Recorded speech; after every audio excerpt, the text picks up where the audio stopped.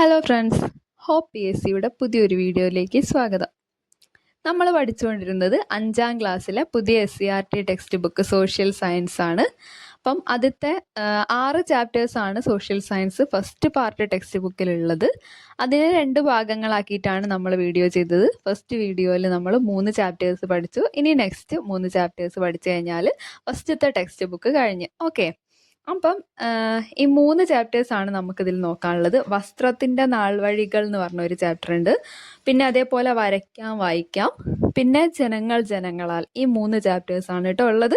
അപ്പോൾ ആദ്യത്തെ first chapter, അതായത് ചാപ്റ്റർ 4 വസ്ത്രത്തിൻ്റെ നാൾവഴികൾ നമുക്ക് നോക്കാം. ഇതിൽ മെയിനായിട്ടും ആദിമ മനുഷ്യന്മാരിന്ന് എങ്ങനെയാണ് ഈ വസ്ത്രത്തിൻ്റെ രീതികളൊക്കെ കൺവേർട്ട് ചെയ്ത് ഇന്നത്തെ രീതിയിലേക്കായത് അതിനെ പറ്റിയിട്ടൊക്കെ കുട്ടികൾക്ക് പരിചയപ്പെടുത്തി കൊടുക്കുന്ന ഒരു ചാപ്റ്ററാണ്. പിന്നെ ഇതിൽ കുറച്ച് മെഷീൻസിനെ കുറിച്ചിട്ടൊക്കെ പറയുന്നുണ്ട്. കുറച്ച് ഫാക്ട്സേ നമുക്കിതിൽ പഠിച്ചു പോകാനുള്ളൂ. അപ്പോൾ അതുമായിട്ട് ബന്ധപ്പെട്ടിട്ട് നമുക്ക് PSC ചോദിച്ചിട്ടുള്ള പ്രീവിയസ് ക്വസ്റ്റ്യൻസും പിന്നെ റീസെൻ്റ് ആയിട്ട് അറിഞ്ഞിരിക്കേണ്ട കുറച്ച് കാര്യങ്ങളും ഒക്കെ ഉൾപ്പെടുത്തിയിട്ടാണ് നമ്മൾ പഠിക്കുന്നത്. ഓക്കെ, അപ്പോൾ സ്റ്റാർട്ട് ചെയ്യാം. ഫസ്റ്റ് തന്നെ ഇതിൽ ഇങ്ങനെ ഒരു കാര്യമാണ്, ക്വസ്റ്റ്യൻ ആണുള്ളത്. വസ്ത്രത്തിൻ്റെ പ്രയോജനങ്ങൾ നമുക്കറിയാം അല്ലേ? തണുപ്പിൽ നിന്ന് സംരക്ഷണം, ചൂടിൽ നിന്ന് സംരക്ഷണം, പിന്നെ ശരീരത്തിലെ ചൂട് നിലനിർത്തുന്നു, പിന്നെ പ്രാണികളിൽ നിന്ന് സംരക്ഷണം. ഇതിനൊക്കെയാണ് വസ്ത്രം നമ്മൾ യൂസ് ചെയ്യുന്നത്. ആദിമ മനുഷ്യൻ വസ്ത്രമായി ഉപയോഗിച്ചിരുന്ന വസ്തുക്കൾ എന്ന് പറഞ്ഞാൽ ഇതിലെടുത്ത് പറയുന്നത് മരപുരി എന്ന് പറയുന്ന ഒരു സാധനം. മരപുരി എന്ന് വെച്ച് കഴിഞ്ഞാൽ ഈ മരത്തോലിന് തന്നെയാണ് മരപുരി എന്ന് പറയുന്നത്. ഓക്കെ, പിന്നെ പുല്ല്, ഇലകൾ, ഇതാ ഈ പിക്കിൽ കാണിക്കുന്ന പോലെ മൃഗങ്ങളുടെ തോല്, മൃഗങ്ങളുടെ രോമം ഒക്കെ യൂസ് ചെയ്തിട്ടാണ് ഇവർ ഡ്രസ്സാക്കിയിട്ടുണ്ടായിരുന്നത്. ഇനി മിനുസപ്പെടുത്തിയ കല്ലുകളെ ആയുധങ്ങളാക്കിയിരുന്ന കാലഘട്ടത്തിൽ വസ്ത്രങ്ങൾ തുന്നുന്നതിന് ഉപയോഗിച്ചിരുന്നത് കൽസൂചിയാണ്. കൽസൂചിൻ്റെ പിക്കാണ് ഈ കാണിക്കുന്നത്. ഇനി ഈ ഒരു ബോക്സ് നോക്കുക. ഇങ്ങനത്തെ കോളംസും ബോക്സസും ഒക്കെ വെരി ഇമ്പോർട്ടൻ്റ് ആണ്. അതിന്നൊക്കെയാണ് നമുക്ക് ക്വസ്റ്റ്യൻ വരുന്നത് കേട്ടോ. അപ്പം ഈ ഒരു പ്രതിമ കണ്ടില്ലേ, ഇതിന് ഡ്രസ്സ് ഉണ്ട് അല്ലേ? അപ്പം ഇന്ത്യയുടെ വടക്ക് പടിഞ്ഞാറ് ഭാഗത്ത് നിലനിന്നിരുന്ന പ്രാചീന നദീതട സംസ്കാരമാണ് സിന്ധു നദീതട സംസ്കാരം. സിന്ധു ജനത പരുത്തിയും കമ്പിളി വസ്ത്രങ്ങളും നിർമ്മിച്ചിരുന്നു. അതിനുള്ള തെളിവ് കിട്ടിയിട്ടുണ്ട്. പിന്നെ സിന്ധു ജനതയുടെ വസ്ത്രധാരണ രീതിയെ പ്രതിഫലിപ്പിക്കുന്നതാണ് അവിടെ നിന്ന് ലഭിച്ച കുപ്പായമണിഞ്ഞ പ്രതിമകൾ. ഓക്കെ, ഇപ്പൊ സിന്ധു നദീതട ജനത എന്ത് യൂസ് ചെയ്തിരുന്നു? വസ്ത്രങ്ങൾ യൂസ് ചെയ്തിരുന്നു. അവർ കമ്പിളി വസ്ത്രങ്ങളും പരുത്തി വസ്ത്രങ്ങളും ഒക്കെ യൂസ് ചെയ്തിരുന്നു. ഓക്കെ, ഇനി വസ്ത്രനിർമ്മാണ രംഗത്ത് തുടക്കത്തിൽ ഈ നീലം ചെടിയിൽ നിന്നും ഉണ്ടാക്കുന്ന ചായമാണ് വസ്ത്രങ്ങൾക്ക് നിറം നൽകാൻ വേണ്ടി യൂസ് ചെയ്തിരുന്നത്. പിന്നെ ലോകവ്യാപകമായി വസ്ത്രങ്ങൾ ഉണ്ടാക്കാൻ വേണ്ടി ഉപയോഗിച്ചിരുന്ന വസ്തു പരുത്തിയാണ്. പരുത്തി, കോട്ടൺ. യൂണിവേഴ്സൽ ഫൈബർ എന്നറിയപ്പെടുന്നത് പരുത്തിയാണ്. യൂണിവേഴ്സൽ ഫൈബർ പരുത്തിയാണ്, എന്നാൽ ഗോൾഡൻ ഫൈബർ ചണമാണ്. ഇത് രണ്ടും മാറിപ്പോവാതെ പഠിച്ചു വെച്ചേക്കണേ. യൂണിവേഴ്സൽ ഫൈബർ പരുത്തിയാണ്, എന്നാൽ ഗോൾഡൻ ഫൈബർ ചണമാണ്. ചണം എന്ന് പറയുമ്പോൾ നമ്മൾ ഈ ചണച്ചാക്കൊക്കെ കണ്ടിട്ടുണ്ടല്ലോ, ആ ഒരു ബ്രൗൺ കളർ ഏകദേശം ഗോൾഡൻ കളറുമായിട്ട് സാമ്യം ഉള്ളതായിട്ട് മനസ്സിൽ കണക്കാക്കുക. അപ്പം ചണമാണ് ഗോൾഡൻ നിറം. അപ്പം ഗോൾഡൻ ഫൈബർ ചണം എന്നുള്ളത് കണക്ട് ചെയ്ത് വെച്ചേക്കുക. അപ്പം പിന്നെ യൂണിവേഴ്സൽ ഫൈബർ ആണ് പരുത്തി എന്നുള്ളത് നമുക്ക് കിട്ടിക്കോളും. ഓക്കെ, ഇനി ഈ സിന്ധു നദീതട നിവാസികളാണ് ലോകത്തിൽ ആദ്യമായി പരുത്തി കൃഷി ചെയ്തത് കേട്ടോ. അതായത് പരുത്തിയുടെ ജന്മദേശം ഇന്ത്യയാണ്. പരുത്തിച്ചെടിയിൽ നിന്നും ലഭിക്കുന്ന പഞ്ഞി നൂലാക്കിയാണ് വസ്ത്രനിർമ്മാണത്തിന് വേണ്ടി യൂസ് ചെയ്തിരുന്നത്. പിന്നെ പശ്ചിമ ബംഗാളിലെ ഹൂഗ്ലി നദീതീരത്ത് കേന്ദ്രീകരിച്ചിരുന്ന വ്യവസായമാണ് ചണ വ്യവസായം. ചണച്ചെടിയിൽ നിന്നാണ് ചണം ഉൽപ്പാദിപ്പിക്കുന്നത്. ലോകത്ത് ചണം കൃഷിയുടെ ഭൂരിഭാഗവും ഇന്ത്യയിലെ ഗംഗാ തീരത്താണ് ഉണ്ടായിരുന്നത്. ഓക്കെ, ഗംഗാ തീരത്താണ് ചണം കൃഷി ഉണ്ടായിരുന്നത്, ഓർത്ത് വെച്ചേക്കാം. ഇനി ഗോൾഡൻ ഫൈബർ എന്നറിയപ്പെടുന്നത് ചണം, നമ്മൾ ഓൾറെഡി പറഞ്ഞു അല്ലേ. പിന്നെ ലോകത്തിൽ ചണം ഉൽപാദനത്തിൽ മുന്നിൽ നിൽക്കുന്ന രാജ്യം ഇന്ത്യയാണ്.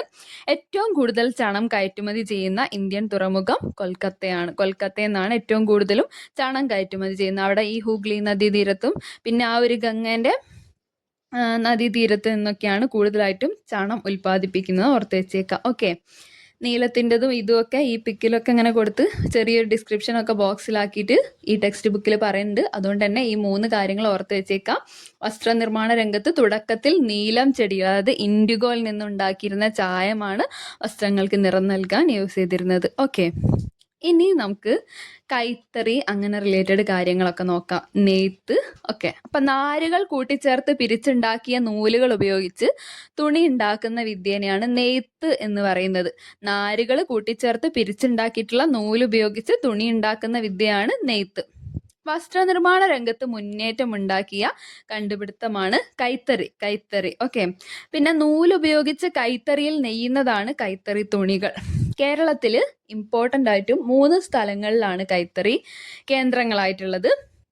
കണ്ണൂർ, ബാലരാമപുരം നമ്മൾ ഓൾറെഡി എപ്പോഴും കേൾക്കുന്നതാണ്. കുറേ PYQ ഒക്കെ ഉള്ളതാണ് കണ്ണൂർ, ബാലരാമപുരം. ഇതിനെ പറ്റിയിട്ടൊക്കെ ബാലരാമപുരമാണ് കേരളത്തിൻ്റെ നെയ്ത്തുപട്ടണമാണ് ബാലരാമപുരം. അപ്പം അതൊക്കെ വെച്ചിട്ട് നമുക്ക് ഒരുപാട് ക്വസ്റ്റ്യൻ വന്നിട്ടുണ്ട്. അപ്പം ഈ പുതിയ CRTയിൽ അഡീഷണൽ ആയിട്ട് ഒരു സ്ഥലം കൂടി ഉണ്ട്. അത് ഓർത്ത് വെച്ചേക്കുക, കൂത്താമ്പുള്ളി, തൃശ്ശൂർ. ഓക്കെ, കൂത്താമ്പുള്ളി, തൃശ്ശൂർ. അപ്പം 3 സ്ഥലങ്ങളാണ് നമ്മൾ പഠിക്കേണ്ടത്: കണ്ണൂർ, ബാലരാമപുരം, കൂത്താമ്പുള്ളി. ഈ ബാലരാമപുരം ആ പുരം വെച്ച് കണക്ട് ചെയ്യുക തിരുവനന്തപുരത്താണ്. പിന്നെ കൂത്താമ്പുള്ളി എവിടെയാണ്? തൃശ്ശൂരാണ്. പിന്നെ കണ്ണൂരും. ഇത്രയും സ്ഥലങ്ങളാണ് കേരളത്തിലെ പ്രധാനപ്പെട്ട കൈത്തറി കേന്ദ്രങ്ങൾ. പഠിച്ചു വെച്ചേക്കുക. ഇങ്ങനത്തെ 3 ഓപ്ഷൻസ് ഉള്ള കാര്യങ്ങളൊക്കെ പഠിച്ചു വെക്കുന്നത് നല്ല ഇമ്പോർട്ടൻ്റ് ആയിരിക്കും. കാര്യം എന്താണെന്ന് വെച്ചാൽ ഒരു എക്സ്ട്രാ സ്ഥലം കൂടി തന്നിട്ട് നമുക്ക് ഓപ്ഷൻ ഒഴിവാക്കാൻ വേണ്ടി ചോദിച്ചിട്ടുണ്ടെങ്കിൽ, പെടാത്തതൊക്കെ ചോദിച്ചിട്ടുണ്ടെങ്കിൽ ഓക്കെ, അങ്ങനെ പഠിച്ചു വെച്ചേക്കുക കേട്ടോ. ഇനി കേരളത്തിലെ കൈത്തറി നഗരം ഏതാണ്? അത് കണ്ണൂരാണ് കേട്ടോ. കേരളത്തിലെ കൈത്തറി നഗരം എന്നറിയപ്പെടുന്നത് കണ്ണൂരാണ്. സെറ്റാണല്ലോ. ഇനി ലോകത്തിലെ ഏറ്റവും വലിയ കൈത്തറി വ്യവസായ കേന്ദ്രം മാഞ്ചസ്റ്റർ ആണ് കേട്ടോ. മാഞ്ചസ്റ്റർ ലോകത്തിലെ ഏറ്റവും വലിയ കൈത്തറി വ്യവസായ കേന്ദ്രമാണ് മാഞ്ചസ്റ്റർ ഇംഗ്ലണ്ടിലാണ്. ഇന്ത്യയിലെ മാഞ്ചസ്റ്റർ, അതായത് ഇന്ത്യയിൽ ഏറ്റവും വലിയ കൈത്തറി വ്യവസായ കേന്ദ്രമായിട്ടുള്ളത് എവിടെയാണ്? അത് ഗുജറാത്തിലെ അഹമ്മദാബാദിലാണ്. അപ്പം ഇന്ത്യയിലെ മാഞ്ചസ്റ്റർ, അഹമ്മദാബാദ്. ലോകത്തിലെ ഏറ്റവും വലിയ കൈത്തറി വ്യവസായ കേന്ദ്രമാണ് മാഞ്ചസ്റ്റർ, അത് ഇംഗ്ലണ്ടിലാണ്. ഓക്കെ. പിന്നെ ദക്ഷിണേന്ത്യയിലെ മാഞ്ചസ്റ്റർ എന്നറിയപ്പെടുന്നത് കോയമ്പത്തൂരാണ്, അത് തമിഴ്നാട്ടിലാണ്. പിന്നെ വടക്കേ ഇന്ത്യയിലെ മാഞ്ചസ്റ്റർ എന്നറിയപ്പെടുന്നത് കാൺപൂരാണ്. കാൺപൂർ നമുക്കറിയാം UPയിലാണ്, ഉത്തർപ്രദേശിലാണ് കാൺപൂർ.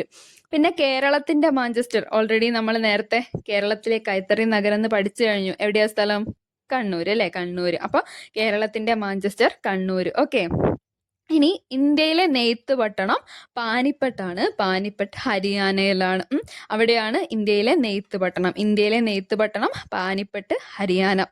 പിന്നെ ഇന്ത്യയുടെ പരുത്തി തുറമുഖം എന്നറിയപ്പെടുന്നത് മുംബൈയാണ്. മുംബൈ മഹാരാഷ്ട്രയിലാണ്. ഓക്കെ. ഇനി നമുക്ക് 2 മെഷീൻസ് ആണ് പഠിക്കാനുള്ളത്. ഓക്കെ. നൂലുൽപാദനത്തിന് സഹായിക്കുന്ന ഉപകരണമായ സ്പിന്നിങ് ജെന്നി കണ്ടുപിടിച്ചത് ജെയിംസ് ഹർഗ്രീവ്സ് ആണ്. ജെ വെച്ച് കണക്ട് ചെയ്യുക, ജെന്നി, ജെയിംസ്. അപ്പോൾ സ്പിന്നിങ് ജെന്നി, ജെയിംസ് ഹാർഗ്രീവ്സ്. ഒരു കാര്യം കൂടി ഓർത്ത് വെക്കണം, എന്തിനു വേണ്ടിയിട്ടാണ് സ്പിന്നിങ് ജെന്നി യൂസ് ചെയ്യുന്നത്? അത് നൂലുൽപാദനത്തിന് വേണ്ടിയിട്ടാണ്. എന്നാൽ തുണി ഉൽപാദനത്തിന് യൂസ് ചെയ്യുന്ന സാധനമാണ് എന്ത്? പവർലൂം അല്ലെങ്കിൽ യന്ത്രത്തറി എന്ന് പറയുന്നത്.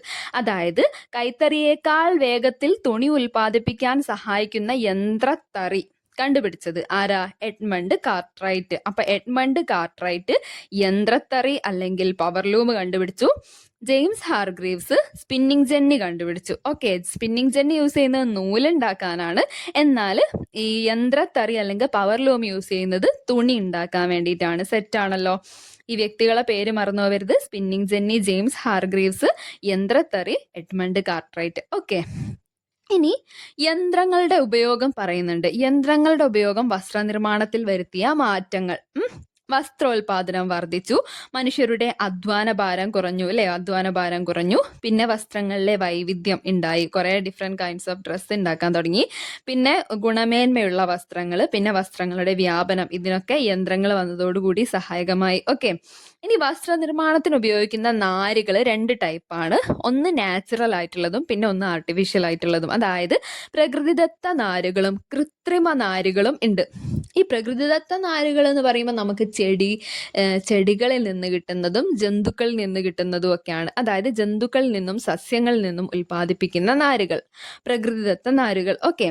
ജന്തുക്കൾ എന്നുള്ളതിന് എക്സാമ്പിൾ പറയാച്ചാൽ ഇപ്പം ചെമ്മരിയാടിൽ നിന്നും നമുക്ക് കമ്പിളി കിട്ടുന്നുണ്ട്. അതേപോലെ പട്ടുനൂൽപ്പുഴുവിൽ നിന്നാണ് പട്ട് ഉൽപ്പാദിപ്പിക്കുന്നത്. ഇതൊക്കെ ജന്തുക്കളിൽ നിന്നുള്ളതാണ്. പിന്നെ സസ്യങ്ങളിൽ നിന്നുള്ളത് പറയുകയാണെങ്കിൽ പരുത്തി ചെടിയിൽ നിന്ന് പരുത്തിയും ചണച്ചെടിയിൽ നിന്ന് ചണവും കിട്ടുന്നു. അപ്പൊ ജസ്റ്റ് റിവൈസ് ആക്കുക. എന്താണ് പരുത്തി? യൂണിവേഴ്സൽ ഫൈബർ ആണ് പരുത്തി. എന്താണ് ചണം? ഗോൾഡൻ ഫൈബർ ആണ് ചണം. ഓക്കെ, സെറ്റ് ആണെന്ന് വിചാരിക്കുന്നു. ഇനി നമുക്ക് കൃത്രിമമായിട്ടുള്ള തുണി നോക്കാം. അതായത് കൃത്രിമ നാരുകൾ. പെട്രോളിയം പോലുള്ള രാസവസ്തുക്കളിൽ നിന്ന് ഉൽപ്പാദിപ്പിക്കുന്ന നാരുകളാണ് കൃത്രിമ നാരുകൾ.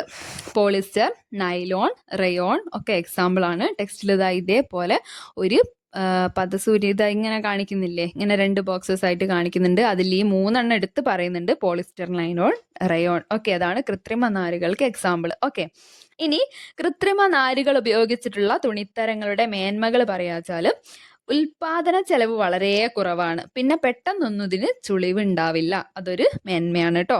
പിന്നെ വസ്ത്രധാരണത്തിലെ വൈവിധ്യത്തെ സ്വാധീനിക്കുന്ന ഘടകങ്ങള് കാലാവസ്ഥ ഒരു ഘടകമാണ്. കാലാവസ്ഥ ഓരോ സ്ഥലത്തുള്ള സിറ്റുവേഷൻ അനുസരിച്ച് നമുക്ക് അതേ രീതിക്കുള്ള ഡ്രസ്സായിരിക്കും യൂസ് ചെയ്യുക അല്ലേ. പിന്നെ ആചാരങ്ങള്, അതേപോലെ കലാരൂപങ്ങള്, തൊഴില്, അധികാര സ്ഥാനങ്ങള്, പിന്നെ പ്രാദേശിക വ്യത്യാസം, ഇതൊക്കെ വസ്ത്രധാരണ രീതിയെ സ്വാധീനിക്കുന്ന ഘടകങ്ങളാണ് കേട്ടോ. ഇനി നമുക്ക് കുറച്ച് ഹിസ്റ്ററിയാണ് ഇതിൽ വരുന്നത്. ഹിസ്റ്ററി എന്ന് പറയുമ്പോൾ ഈ തിരുവിതാംകൂറിനെ പറ്റിയിട്ടാണ് പറയുന്നത്. തിരുവിതാംകൂർ നാട്ടുരാജ്യം വിസ്തൃതി പ്രാപിച്ചത് അനിഴം തിരുനാൾ മാർത്താണ്ഡവർമ്മയുടെ സമയത്താണ്. അദ്ദേഹത്തിന്റെ കാലത്ത്, അതായത് തിരുവിതാംകൂർ നാട്ടുരാജ്യത്തിന്റെ ഭാഗമായിരുന്ന പ്രദേശങ്ങൾ പറയുകയാണെങ്കിൽ, ഒന്ന് തെക്കൻ കേരളത്തിന്റെ ഭൂരിഭാഗ പ്രദേശവും തിരുവിതാംകൂറിന്റെ ഭാഗമായിരുന്നു. പിന്നെയോ മധ്യ കേരളത്തിലെ ചെറിയൊരു ഭാഗം തിരുവിതാംകൂറിന്റെ ഭാഗമായിരുന്നു. അതേപോലെ നമ്മളെ തമിഴ്നാട്ടിൽ, ഇപ്പോഴത്തെ തമിഴ്നാട്ടിൽ സ്ഥിതി ചെയ്യുന്ന കന്യാകുമാരി ജില്ലയും അന്നത്തെ തിരുവിതാംകൂറിന്റെ ഭാഗമായിരുന്നു. അപ്പം അനിഴം തിരുനാൾ മാർത്താണ്ഡവർമ്മയുടെ കാലത്താണ് കുറെ സ്ഥലമൊക്കെ ഇങ്ങനെ വെട്ടിപ്പിടിച്ച് വിസ്തൃതി വർദ്ധിപ്പിച്ചത്. എന്ത്? തിരുവിതാംകൂറിന്. അപ്പൊ തിരുവിതാംകൂർ നാട്ടുരാജ്യത്തിന്റെ വിസ്തൃതി കൂടിയത് അനിഴം തിരുനാൾ മാർത്താണ്ഡവർമ്മയുടെ കാലത്താണ്. ഓർത്തു വെച്ചേക്കാം. അദ്ദേഹത്തിന്റെ സമയത്ത് മധ്യ കേരളത്തിന്റെ ചെറിയൊരു ഭാഗവും തെക്കൻ കേരളത്തിന്റെ ഭൂരിഭാഗം പ്രദേശവും പിന്നെ കന്യാകുമാരി ജില്ലയും തിരുവിതാംകൂറിന്റെ ഭാഗമായിരുന്നു. ഓക്കെ, ആ ഒരു സമയത്ത് അങ്ങനെ പോയിക്കൊണ്ടിരുന്നപ്പം 1956 നമ്മളെ ഐക്യ കേരളം ഫോം ചെയ്യാൻ വേണ്ടിയിട്ടുള്ള ആ ഒരു ഇതൊക്കെ വന്നു. അതായത് സംസ്ഥാന പുനഃസംഘടനയൊക്കെ പ്രകാരം പിന്നെ 1956 നമുക്ക് കുറെ സംസ്ഥാനങ്ങൾ ഉണ്ടായി. എത്ര സംസ്ഥാനങ്ങൾ ഉണ്ടായി? 14 സംസ്ഥാനങ്ങൾ ഉണ്ടായി അല്ലേ. ആ സമയത്ത് കേരളവും ഫോം ചെയ്തു. അപ്പൊ കേരളം ഫോം ചെയ്തപ്പോഴാണ് ആ തിരുവിതാംകൂർ കേരളത്തിന്റെ ഭാഗമായിട്ട് മാറിയത്. അതായത് 1956 കേരള സംസ്ഥാന രൂപീകരണത്തോടെയാണ് തിരുവിതാംകൂർ നാട്ടുരാജ്യം കേരള സംസ്ഥാനത്തിന്റെ ഭാഗമായത്. ഓക്കെ, സെറ്റാന്ന് വിചാരിക്കുന്നു. ഇനി 19ാം നൂറ്റാണ്ടിന്റെ തുടക്കത്തിൽ തെക്കൻ തിരുവിതാംകൂറിലെ സ്ത്രീകൾ, അതായത് ചാന്നാർ സമുദായത്തിലെ സ്ത്രീകൾ മാറുമറയ്ക്കുന്നതിന് വേണ്ടി നടത്തിയ സമരമാണ് മേൽമുണ്ട് സമരം അല്ലെങ്കിൽ ചാന്നാർ ലഹള. മേൽമുണ്ട് സമരം അല്ലെങ്കിൽ ചാന്നാർ ലഹള ഏത് നൂറ്റാണ്ടിലാണെന്നാണ് ഇവിടെ ഓർത്തു വെക്കേണ്ടത്. ഏത് നൂറ്റാണ്ടിലാ? 19ാം നൂറ്റാണ്ടിന്റെ തുടക്കത്തിൽ. ഓക്കെ, തെക്കൻ കേരളത്തിൽ താഴ്ന്ന ജാതിക്കാർ എന്നറിയപ്പെടുന്ന വിഭാഗങ്ങളിലെ സ്ത്രീകൾ മേൽവസ്ത്രം ധരിക്കുന്നതിനുള്ള അവകാശം അനുവദിച്ചുകൊണ്ട് 1859 വിളംബരം പുറപ്പെടുവിച്ച തിരുവിതാംകൂർ രാജാവാണ് ഉത്രം തിരുനാൾ മാർത്താണ്ഡവർമ്മ. ഓക്കെ, ഉത്രം തിരുനാൾ മാർത്താണ്ഡവർമ്മയാണ് ഇതാ ഈ ഒരു കാണുന്ന ഒരു വിളംബരം കണ്ടില്ലേ, ഇതാ ഈ ഒരു 1859 ഈ ഒരു വിളംബരം പുറപ്പെടുവിച്ചത്. അവരോട് മേൽവസ്ത്രം ധരിച്ചോളാൻ വേണ്ടിയിട്ട് അനുവാദം കൊടുത്തുകൊണ്ടുള്ള ഒരു വിളംബരമായിരുന്നു ഇത്. അപ്പം ഉത്രം തിരുനാളാണല്ലോ, അപ്പൊ ഉത്രം വസ്ത്രം എന്ന് കണക്ട് ചെയ്ത് വെച്ചേക്കാം. വസ്ത്രം ഇട്ടോളാൻ പറഞ്ഞത് ഉത്രം തിരുനാളാണ്. ഓക്കെ, ആ ഒരു രീതിക്ക് ഓർത്ത് വെച്ചേക്കാം. അപ്പൊ ഉത്രം തിരുനാൾ മാർത്താണ്ഡവർമ്മ മേൽമുണ്ട് സമരം അല്ലെങ്കിൽ ചാന്നാർ ലഹളേന്റെ ആ ഒരു വിളംബരം പുറപ്പെടുവിച്ചത്. ഓക്കെ, ഇനി നമുക്ക് ഇങ്ങനെ ഒരു കോളമാണ് കൊടുത്തിട്ടുള്ളത്. അതായത് യൂറോപ്യന്മാർ വന്നപ്പോൾ ഈ ഡ്രസ്സിങ്ങിൽ അതിന്റെ കാര്യങ്ങളിലൊക്കെ എന്തൊക്കെയാ ഇവിടെ ചെയ്തത് എന്നുള്ളത്. ഓക്കെ, അതിൻ്റെ മുമ്പ് നമുക്ക് യൂറോപ്പിൽ നിന്നും ഇവിടേക്ക് വന്നിട്ടുള്ള ആൾക്കാരെ ആ ഒരു ഓർഡർ ഒന്ന് റിവൈസ് ആക്കിയാലോ? എല്ലാവർക്കും അറിയുന്ന കോഡായിരിക്കും. പോഡ ബീഫേ എന്ന് പഠിച്ചാൽ മതി അല്ലേ. അതായത് പോർച്ചുഗീസുകാർ, ഡച്ചുകാർ, ബ്രിട്ടീഷുകാർ, ഫ്രഞ്ചുകാർ. അപ്പോൾ പോർച്ചുഗീസ്, ഡച്ച്, പോ ഡ ബീഫ്, ബ്രിട്ടീഷ്, ഫ്രഞ്ച്. ഓക്കെ, ആ ഒരു കോഡ് വെച്ചിട്ട് നമുക്ക് ഓർത്ത് വെച്ചാൽ മതി. ഇങ്ങോട്ട് വന്ന ആൾക്കാർ, അതായത് യൂറോപ്പിൽ നിന്നും കച്ചവടത്തിനായി ഇന്ത്യയിലെത്തിയ വിദേശികൾ: പോർച്ചുഗീസുകാർ, ഡച്ചുകാർ, ഇംഗ്ലീഷുകാർ, ഫ്രഞ്ചുകാർ. ഓക്കെ, ഇംഗ്ലീഷുകാർ തന്നെയാണ് ബ്രിട്ടീഷുകാർ, ഇംഗ്ലണ്ടിൽ നിന്ന് വന്ന ആൾക്കാർ. ഓക്കെ, പിന്നെ ഡച്ചുകാർ എന്ന് വെച്ചാൽ നെതർലൻഡിൽ നിന്ന് വന്നവരാണ് കേട്ടോ. പിന്നെ ഇന്ത്യയെ ഏറ്റവും കൂടുതൽ കാലം കോളനിയായി വെച്ചിരുന്ന വിദേശികൾ ഇംഗ്ലീഷുകാരാണ്, നമുക്കറിയാം. അവര് ഈ വസ്ത്രത്തിന്റെ കാര്യത്തിൽ എന്താണെന്നറിയോ ചെയ്തത്? യൂറോപ്യർ തുണി വ്യവസായത്തിന് ആവശ്യമായിട്ടുള്ള അസംസ്കൃത വസ്തുക്കൾ ഇന്ത്യയിൽ നിന്ന് കളക്ട് ചെയ്യും. എന്നിട്ട് അത് കൊണ്ടുപോയിട്ട് യന്ത്രങ്ങളുടെ സഹായത്തോടെ അവിടുന്ന് തുണികൾ ഉൽപ്പാദിപ്പിക്കും. അത് ഇന്ത്യയിലേക്ക് തന്നെ കൊണ്ടുവന്ന് ഇവിടെ വിറ്റഴിക്കുകയും ചെയ്യും. ഓക്കെ, മനസ്സിലായല്ലോ. അത് നമുക്ക് അറിയുന്ന കാര്യമാണ് അല്ലേ. അതായത് ഇവിടുന്ന് അസംസ്കൃത വസ്തുക്കൾ ശേഖരിച്ച് യൂറോപ്പ് കൊണ്ടുപോവുക, അവിടുന്ന് യന്ത്രങ്ങളെ സഹായത്തോടെ അതൊക്കെ തുണികളാക്കി മാറ്റിയിട്ട് അത് ഇന്ത്യയിൽ തന്നെ കൊണ്ടുവച്ചിട്ട് വിറ്റഴിക്കുകയും ചെയ്തിരുന്നു. അങ്ങനെ ലാഭം ഉണ്ടാക്കിയിരുന്നു. ഓക്കെ, ഇന്ത്യൻ സ്വാതന്ത്ര്യ സമരത്തിന്റെ ഭാഗമായി സ്വദേശി പ്രസ്ഥാനം ആരംഭിച്ച വർഷം പറയുന്നുണ്ട് 1905 ഓഗസ്റ്റ് 7-നാണ് സ്വദേശി പ്രസ്ഥാനം വന്നത്. ഈ സ്വദേശി പ്രസ്ഥാനത്തിന്റെ ഭാഗമായിട്ട് മെയിനായിട്ട് ഈ ഒരു വസ്ത്രത്തിന്റെ കാര്യത്തിൽ ഒരു വിപ്ലവം തന്നെ ഉണ്ടായി അല്ലെ. അതായത് സ്വദേശി വസ്ത്രങ്ങളൊക്കെ മതി, ബ്രിട്ടീഷുകാരെ വസ്ത്രങ്ങളൊക്കെ പൊതുവായിട്ട് തീയിടാനൊക്കെ തുടങ്ങി. അങ്ങനെയൊക്കെ ചെയ്തത് ഈ ഒരു സ്വദേശി പ്രസ്ഥാനത്തിന്റെ ഭാഗമായിട്ടാണ്. പിന്നെ ഓഗസ്റ്റ് 7 ദേശീയ കൈത്തറി ദിനമാണെന്ന് ഓർത്തു വെച്ചേക്കുക. ദേശീയ കൈത്തറി ദിനമായി ആചരിക്കുന്നതിന് കാരണമുണ്ട്. എന്താണ്? സ്വദേശി പ്രസ്ഥാനം ആരംഭിച്ചത് ഒരു ഓഗസ്റ്റ് 7-നായിരുന്നു. ഓക്കെ, ഒരു ഓഗസ്റ്റ് 7 1905 ഓഗസ്റ്റ് 7-നായിരുന്നു സ്വദേശി പ്രസ്ഥാനം ആരംഭിച്ചത് നമ്മൾ പറഞ്ഞു. ആ ഓഗസ്റ്റ് 7 കേരളത്തിൽ ഇന്ത്യയിൽ ദേശീയ കൈത്തറി ദിനമായിട്ട് ആചരിക്കുന്നു. ഓർത്തു വെച്ചേക്കാം. 2015 മുതലാണ് ഓഗസ്റ്റ് 7 കൈത്തറി ദിനമായിട്ട് ആചരിച്ചു വരുന്നത്. ഓക്കെ, പിന്നെ ഇത് പറഞ്ഞുകൊണ്ടിരിക്കുമ്പോൾ കറണ്ട് അഫെയർ ആയിട്ട് നമുക്ക് ഒരു കാര്യം ഓഗസ്റ്റ് 7 ഓർത്ത് വെച്ചേക്കേണ്ടത് എന്താന്ന് വെച്ചാൽ, നീരജ് ചോപ്ര ടോക്കിയോ ഒളിമ്പിക്സിൽ ഗോൾഡ് മെഡൽ നേടിയ ഡേറ്റ് എന്ന് പറയുന്നത് ഒരു ഓഗസ്റ്റ് 7 ആയിരുന്നു. അപ്പം 2021. അപ്പം അത് കാരണം അതിൻ്റെ ഒരു ആഘോഷത്തിൽ, ആ ഒരു ഓർമ്മയ്ക്ക് കൂടി ജാവലിൻ ഡേ, ഇന്ത്യയിൽ ജാവലിൻ ഡേ ആയിട്ട് ഓഗസ്റ്റ് 7 ആഘോഷിക്കാൻ തീരുമാനിച്ചിട്ടുണ്ട് കേട്ടോ. അപ്പം ഈ കൈത്തറി ദിനത്തിന്റെ അന്ന് തന്നെയാണ് ജാവലിൻ ഡേ എന്ന് ഓർത്ത് വെച്ചേക്കാം. ഇനി നമുക്ക് അടുത്തത് നോക്കാം. സ്വദേശി പ്രസ്ഥാനം എന്ന് വെച്ചാൽ 1905 ബംഗാൾ വിഭജനത്തെ തുടർന്ന് ഉയർന്നു വന്ന പ്രസ്ഥാനമാണ് സ്വദേശി പ്രസ്ഥാനം. സ്വദേശി പ്രസ്ഥാനത്തിന്റെ പ്രധാന ലക്ഷ്യം എന്ന് പറഞ്ഞാൽ വിദേശ വസ്തുക്കളെ ബഹിഷ്കരിക്കുകയും സ്വദേശ വസ്തുക്കളെ പ്രോത്സാഹിപ്പിക്കുകയും എന്നുള്ളതായിരുന്നു. സ്വദേശി പ്രസ്ഥാനത്തിന്റെ ചിഹ്നം ചർക്കയായിരുന്നു. പിന്നെ സ്വദേശി പ്രസ്ഥാനത്തിന്റെ കാലത്ത് സ്വദേശി വസ്ത്രപ്രചാരണി സഭ ആരംഭിച്ചത് ബാലഗംഗാധര തിലകനായിരുന്നു. ബാലഗംഗാധര തിലകനെ കുറിച്ചുള്ള എപ്പോഴും ഉണ്ടാകുന്ന PYQ എന്താണ്? അദ്ദേഹമാണ് ഇന്ത്യൻ അസ്വസ്ഥതയുടെ പിതാവ് എന്നറിയപ്പെടുന്നത്.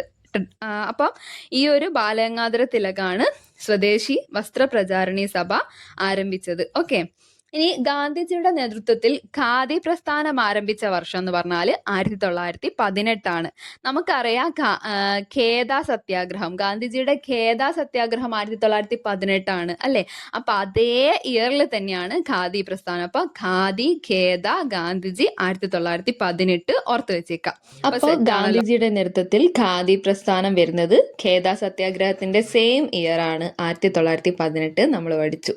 ഇനി ചർക്കയിൽ നൂറ്റുണ്ടാക്കുന്ന ഖാദി വസ്ത്രങ്ങളെയാണ് ഗാന്ധിജി പ്രോത്സാഹിപ്പിച്ചത്.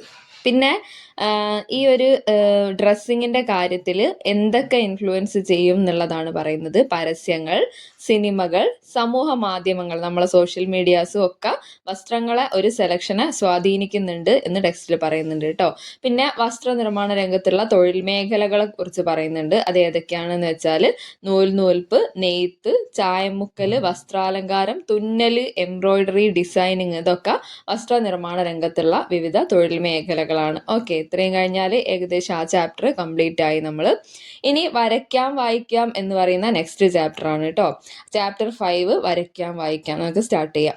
ഇതിൽ മെയിനായിട്ടും ഈ ദിക്കുകളെ കുറിച്ചിട്ടും ഇന്ത്യനെയും നമ്മളെ ഭൂഖണ്ഡത്തിനെയും കേരളത്തിനെയും ഒക്കെ കുറിച്ച് ചെറിയ ചെറിയ ഓരോന്നിങ്ങനെ കാര്യങ്ങൾ മെൻഷൻ ആക്കി പോവാണ്. പിന്നെ അതിൽ മെയിനായിട്ട് എടുത്ത് പറയുന്നത് ഓരോന്നിന്റെ സ്ഥാനങ്ങളാണ്. അതായത് 4 ദിക്കിലും എന്തൊക്കെയാണ് സ്ഥിതി ചെയ്യുന്നത് എന്നുള്ളതൊക്കെയാണ് ഈ ഒരു ചാപ്റ്ററിൽ ഡിസ്കസ് ചെയ്ത് പോകുന്നത്. ആ രീതിക്ക് നമുക്ക് PSCക്ക് എപ്പോഴും ക്വസ്റ്റ്യൻ വരുന്നതുമാണ്. അപ്പം ഇമ്പോർട്ടൻ്റ് തന്നെയാണ്. അപ്പം 4 ദിക്കുകൾ എന്ന് പറഞ്ഞാൽ NEWS നമുക്കറിയാം അല്ലേ. നോർത്ത്, ഈസ്റ്റ്, വെസ്റ്റ്, സൗത്ത് അല്ലേ. അപ്പൊ അതെന്ന് പറയുമ്പോൾ വടക്ക്, കിഴക്ക്, പടിഞ്ഞാറ്, തെക്ക് എന്നിങ്ങനെ 4 ദിക്കുകളാണ് ഉള്ളത്. ഇതാണ് ഇതിന്റെ പൊസിഷൻ. ഇതെല്ലാവർക്കും അറിയുന്ന കാര്യമായിരിക്കും. എന്നും ഓരോന്നും രേഖപ്പെടുത്താൻ അതേതാണ് കിഴക്ക്, പടിഞ്ഞാറ് എന്നുള്ളതാണ് ഇവിടെ കാണിച്ചിട്ടുള്ളത് കേട്ടോ. ഇനി 4 ഉപദിക്കുകൾ പറയാച്ചാല് നമ്മൾ വടക്ക് കിഴക്ക് എന്ന് പറയും, അതേപോലെ തെക്ക് കിഴക്ക് എന്ന് പറയും, അതേപോലെ തെക്ക് പടിഞ്ഞാറ്, വടക്ക് പടിഞ്ഞാറ് എന്നൊക്കെ 4 ഉപദിക്കുകളും കൂടിയുണ്ട്. ഓക്കെ, സൂര്യൻ ഉദിക്കുന്ന ദിശയാണ് കിഴക്കായി കണക്കാക്കുന്നത്. സൂര്യൻ അസ്തമിക്കുന്ന ദിശയാണ് പടിഞ്ഞാറായി കണക്കാക്കുന്നത്. ഇപ്പൊ ഒരു കുട്ടീന്റെ ചിത്രം കാണിച്ചിട്ട് ഇതിങ്ങനെ ടെക്സ്റ്റിൽ കൊടുത്തിട്ടുണ്ട്. ആ കുട്ടി ഏത് ഭാഗത്തേക്കാണ് കൈ വെച്ചിട്ടുള്ളത്? സൂര്യൻ അഭിമുഖമായി നിൽക്കുമ്പം വലത് കൈ ഏത് ഭാഗത്തേക്കാണ്? അങ്ങനെയൊക്കെ പറഞ്ഞിട്ട് ഓരോ ക്വസ്റ്റ്യൻസ് വരുന്നുണ്ട്. അപ്പൊ നമ്മൾ നോക്കി വെക്കണം. സൂര്യൻ അഭിമുഖമായി കിഴക്ക് ദിശയിൽ നിൽക്കുന്ന ഒരു വ്യക്തിയുടെ വലത് കൈ എപ്പോഴും തെക്ക് ദിശയിലേക്കായിരിക്കും. അതേപോലെ സൂര്യൻ അഭിമുഖമായി കിഴക്ക് ദിശയിൽ നിൽക്കുന്ന ഒരു വ്യക്തിയുടെ ഇടത് കൈ ഏത് ദിശയിലായിരിക്കും? വടക്ക് ദിശയിലായിരിക്കും. കുട്ടികൾക്ക് ചെറിയ മക്കളല്ലേ, അപ്പൊ അവർക്ക് ഈ ഇതിനെ പറ്റിയിട്ട് ദിശേനെ കുറിച്ചിട്ടും പിന്നെ വലത് ഇടത് അതൊക്കെ പറഞ്ഞിട്ടൊരു ധാരണയൊക്കെ ഉണ്ടാക്കാൻ വേണ്ടിയിട്ടുള്ള ഒരു കുറച്ച് കാര്യങ്ങൾ ഇതിൽ ഇങ്ങനെ പിന്നെയും പറയുന്നുണ്ട്. അപ്പൊ ബേസിക് ആണ്. നമുക്കും ഇത് ഉറപ്പിച്ചൊന്ന് ഓർത്ത് വെച്ചേക്കാം ഏതൊക്കെ ദിശകളാണെന്നൊക്കെ ഉള്ളത് കേട്ടോ. പിന്നെ ദിശ അറിയുന്നതിന് ഉപയോഗിക്കുന്ന ഉപകരണമാണ് വടക്ക് നോക്കി യന്ത്രം, മാഗ്നറ്റിക് കോമ്പസ്. സ്വതന്ത്രമായി ചലിക്കുന്ന കാന്ത സൂചി തെക്ക് വടക്ക് ദിശയിൽ നിലകൊള്ളുന്നു എന്നുള്ള ഒരു തത്വമാണ് വടക്ക് നോക്കി യന്ത്രത്തിന്റെ അടിസ്ഥാനം എന്ന് പറയുന്നത്. അതായത് ഇതിന്റെ സൂചി എപ്പോഴും എങ്ങോട്ടായിരിക്കും? വടക്ക് ദിശയിലേക്കായിരിക്കും. വടക്ക് നോക്കി യന്ത്രത്തിലെ സൂചിയിൽ പ്രത്യേകമായി രേഖപ്പെടുത്തിയിരിക്കുന്ന അഗ്രം വടക്ക് ദിശയെ സൂചിപ്പിക്കുന്നു. ഓക്കെ, അധികം അത് റെഡ് കളറിലായിരിക്കും ഉണ്ടാവുക. ഇനി സമുദ്രയാത്രയിൽ ദിശ അറിയുന്നതിന് നാവികർ വടക്ക് നോക്കി യന്ത്രം ഉപയോഗിച്ചിരുന്നു. ഗോളാകൃതിയുള്ള ഭൂമിയുടെ ഉപരിതല സവിശേഷതകൾ പരന്ന പ്രതലത്തിൽ പകർത്തുന്നതിനെ ഭൂപടം എന്ന് വിളിക്കുന്നു. ഭൂപടം എന്താണെന്നാണ് നെക്സ്റ്റ് പറയുന്നത്. ഗോളാകൃതിയിലുള്ള ഭൂമിയുടെ ഉപരിതല സവിശേഷതകളെയെല്ലാം ഒരു പേപ്പറിന്റെ അകത്തേക്ക്, അതായത് പരന്ന പ്രതലത്തിലേക്ക്, അപ്പം 2Dയിലേക്ക് അതിനെ വരച്ച് കാണിക്കുന്നതിനെയാണ് ഭൂപടം അല്ലെങ്കിൽ മാപ്പ് എന്ന് പറയുന്നത്. ഭൂപടങ്ങൾ തയ്യാറാക്കുന്ന ശാസ്ത്രശാഖ വെരി ഇമ്പോർട്ടൻ്റ് ആണ്. PSC പ്രീവിയസ് ക്വസ്റ്റ്യൻ ആണ്. കാർട്ടോഗ്രഫി ഭൂപട ശാസ്ത്രം എന്നതിന്റെ പേരാണ് കാർട്ടോഗ്രഫി. ഭൂപടങ്ങൾ തയ്യാറാക്കുന്ന ആളെ വിളിക്കുന്ന പേര് കാർട്ടോഗ്രാഫർ എന്നാണ്. കാർട്ടോഗ്രാഫർ. ഓക്കെ, കാർട്ടോഗ്രാഫി എന്ന പദം രൂപം കൊണ്ടത് രണ്ട് ഫ്രഞ്ച് വേർഡ്സിൽ നിന്നാണ്. ഏതൊക്കെയാണെന്ന് ചോദിച്ചാൽ കാർട്ടെ, ഗ്രാഫിക്സ്. കാർട്ടെ എന്ന് വെച്ചാൽ ഭൂപടം, ഗ്രാഫിക്സ് എന്ന് വെച്ചാൽ വരയ്ക്കുക. ഓക്കെ, ഇനി ഇന്ത്യയിൽ ഭൂപടങ്ങൾ നിർമ്മിക്കുകയും പരിശോധിക്കുകയും പ്രസിദ്ധീകരിക്കുകയും ഒക്കെ ചെയ്യുന്ന ഒരു കേന്ദ്ര സർക്കാർ ഏജൻസി ഉണ്ട്, very important, survey of India. ഈ സർവേ ഓഫ് ഇന്ത്യന്റെ ആസ്ഥാനം എന്ന് പറയുന്നത് ഡെറാഡൂണിലാണ്. ഡെറാഡൂൺ ഉത്തരാഖണ്ഡിലാണ് കേട്ടോ. അപ്പൊ ഡെറാഡൂൺ ഉത്തരാഖണ്ഡ്, അവിടെ സ്ഥിതി ചെയ്യുന്ന സർവേ ഓഫ് ഇന്ത്യ, അവരാണ് ഇന്ത്യയിൽ ഭൂപടങ്ങൾ ഉണ്ടാക്കുകയും പരിശോധിക്കുകയും പ്രസിദ്ധീകരിക്കുകയും ഒക്കെ ചെയ്യുന്ന ഒരു സ്റ്റാൻഡേർഡ് അവിടെ നിന്നാണ് കിട്ടുന്നത്. ഓക്കെ, പിന്നെ ചുമർ ഭൂപടങ്ങളുടെ മുകൾ ഭാഗത്തെ സൂചിപ്പിക്കുന്ന ദിശയാണ് വടക്ക്, ചുമർ ഭൂപടങ്ങളുടെ താഴ്ഭാഗത്തെ സൂചിപ്പിക്കുന്നത് തെക്ക്, വലത് ഭാഗം സൂചിപ്പിക്കുന്നത് പടിഞ്ഞാറ്. ഇത് കുറച്ചൊരു കൺഫ്യൂസിങ് ആണ്, നമ്മൾ ഓർത്ത് വെച്ചേക്കണം. നമ്മളെ വലത് കൈയല്ല നോക്കേണ്ടത്. ഭൂപടം ഇങ്ങോട്ട് തിരിച്ചു നിൽക്കുമ്പോൾ ഭൂപടത്തിന്റെ റൈറ്റ് സൈഡ് അത് പടിഞ്ഞാറ് ഭാഗമാണ്. ഓക്കെ, മനസ്സിലായിട്ടുണ്ടെന്ന് വിചാരിക്കുന്നു. ഇപ്പൊ ഒരു പേപ്പർ നമ്മളെടുത്ത് നമ്മളെ ഫേസിന് അഭിമുഖമായിട്ടാണ് അത് പിടിച്ചതെന്നുണ്ടെങ്കിൽ നമ്മൾ ദിശയ്ക്ക് നേരെ ഓപ്പോസിറ്റ് ആണല്ലോ അത് ഉണ്ടാവുക. അപ്പൊ ഭൂപടത്തിന്റെ വലത് ഭാഗം പടിഞ്ഞാറ് ദിശയിലാണ്. ഓക്കെ, നമ്മൾ ഇപ്പൊ നിൽക്കാന്നുണ്ടെങ്കിൽ നമ്മളെ ഇടത് കൈയാണ് പടിഞ്ഞാറ് ഭാഗത്തേക്ക് ഉണ്ടാവുക. പക്ഷെ ആ പേപ്പർ നമ്മളെ ഫേസ് ചെയ്തിട്ടാണല്ലോ ഉള്ളത്. അപ്പൊ ഭൂപടം നമ്മളെ ഫേസ് ചെയ്തിട്ടാണുള്ളത്. അപ്പൊ ഭൂപടത്തിന്റെ വലത് ഭാഗം പടിഞ്ഞാറ് ദിശയിലായിരിക്കും. കൺഫ്യൂസിങ് ആവരുത് കേട്ടോ. ഇനി ഭൂപടത്തിന്റെ ഇടത് ഭാഗം ഏത് ദിശയിലാണെന്ന് വെച്ചാൽ കിഴക്ക് സൈഡിലാണ്. ഇനി ഭൂപടങ്ങളിൽ ഉണ്ടായിരിക്കേണ്ട അവശ്യ ഘടകങ്ങൾ എടുത്തു പറയുന്നുണ്ട്. അത് ഏതൊക്കെയാ? തലക്കെട്ട് വേണം, പിന്നെ തോത് കാണിച്ചിരിക്കണം. എത്ര അളവുകളാണ് നമ്മൾ ഈ ഭൂപടം ഉണ്ടാക്കാൻ വേണ്ടിയിട്ട് ശരിക്കും യൂസ് ചെയ്തിട്ടുള്ളത്, ഏതിലേക്കാണ് ചുരുക്കിയിട്ടുള്ളത് എന്നുള്ളതൊക്കെ കാണിക്കാനാണ് തോത്.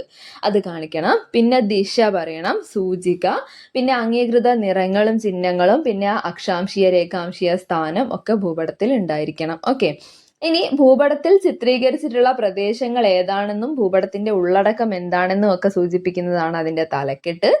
എന്നാൽ സൂചിക എന്ന് പറയുമ്പോൾ എന്താ? സൂചിക എന്ന് വെച്ചാൽ ഭൂപടത്തിലുള്ള നിറങ്ങളും ചിഹ്നങ്ങളും എന്തിനെ സൂചിപ്പിക്കുന്നു എന്ന് കാണിക്കുന്നതാണ് സൂചിക, അല്ലെങ്കിൽ ഇൻഡെക്സ് കീ എന്നൊക്കെ പറയൂ കേട്ടോ. പിന്നെ ഭൂമിയിലെ രണ്ട് സ്ഥലങ്ങൾ തമ്മിലുള്ള അകലം ഭൂപടത്തിൽ ചിത്രീകരിക്കാൻ യൂസ് ചെയ്യുന്നതാണ് ആനുപാതിക അകലം അല്ലെങ്കിൽ തോത്. ചിത്രീകരിക്കാൻ, അതായത് ഭൂമിയിലെ രണ്ട് സ്ഥലങ്ങൾ തമ്മിലുള്ള ആ ഒരു ഡിസ്റ്റൻസ് എത്ര ഉണ്ട് എന്നുള്ളത് ഭൂപടത്തിൽ ചിത്രീകരിക്കാൻ വേണ്ടിയിട്ട് നമ്മൾ ഒരു ആനുപാതിക അകലം ഉപയോഗിക്കുക. അതിനെയാണ് തോത് അല്ലെങ്കിൽ സ്കെയിൽ എന്ന് പറയുന്നത്. വളരെ ബേസിക് ആയിട്ട് കേരളത്തിനെ കുറിച്ച് അറിഞ്ഞിരിക്കേണ്ട കുറേ കാര്യങ്ങളുണ്ട്. റിപ്പീറ്റഡ് ആയിട്ട് PSC നമ്മളോട് ചോദിച്ചുകൊണ്ടേ നിൽക്കുന്നതാണ്. അപ്പൊ അത് നോക്കാം.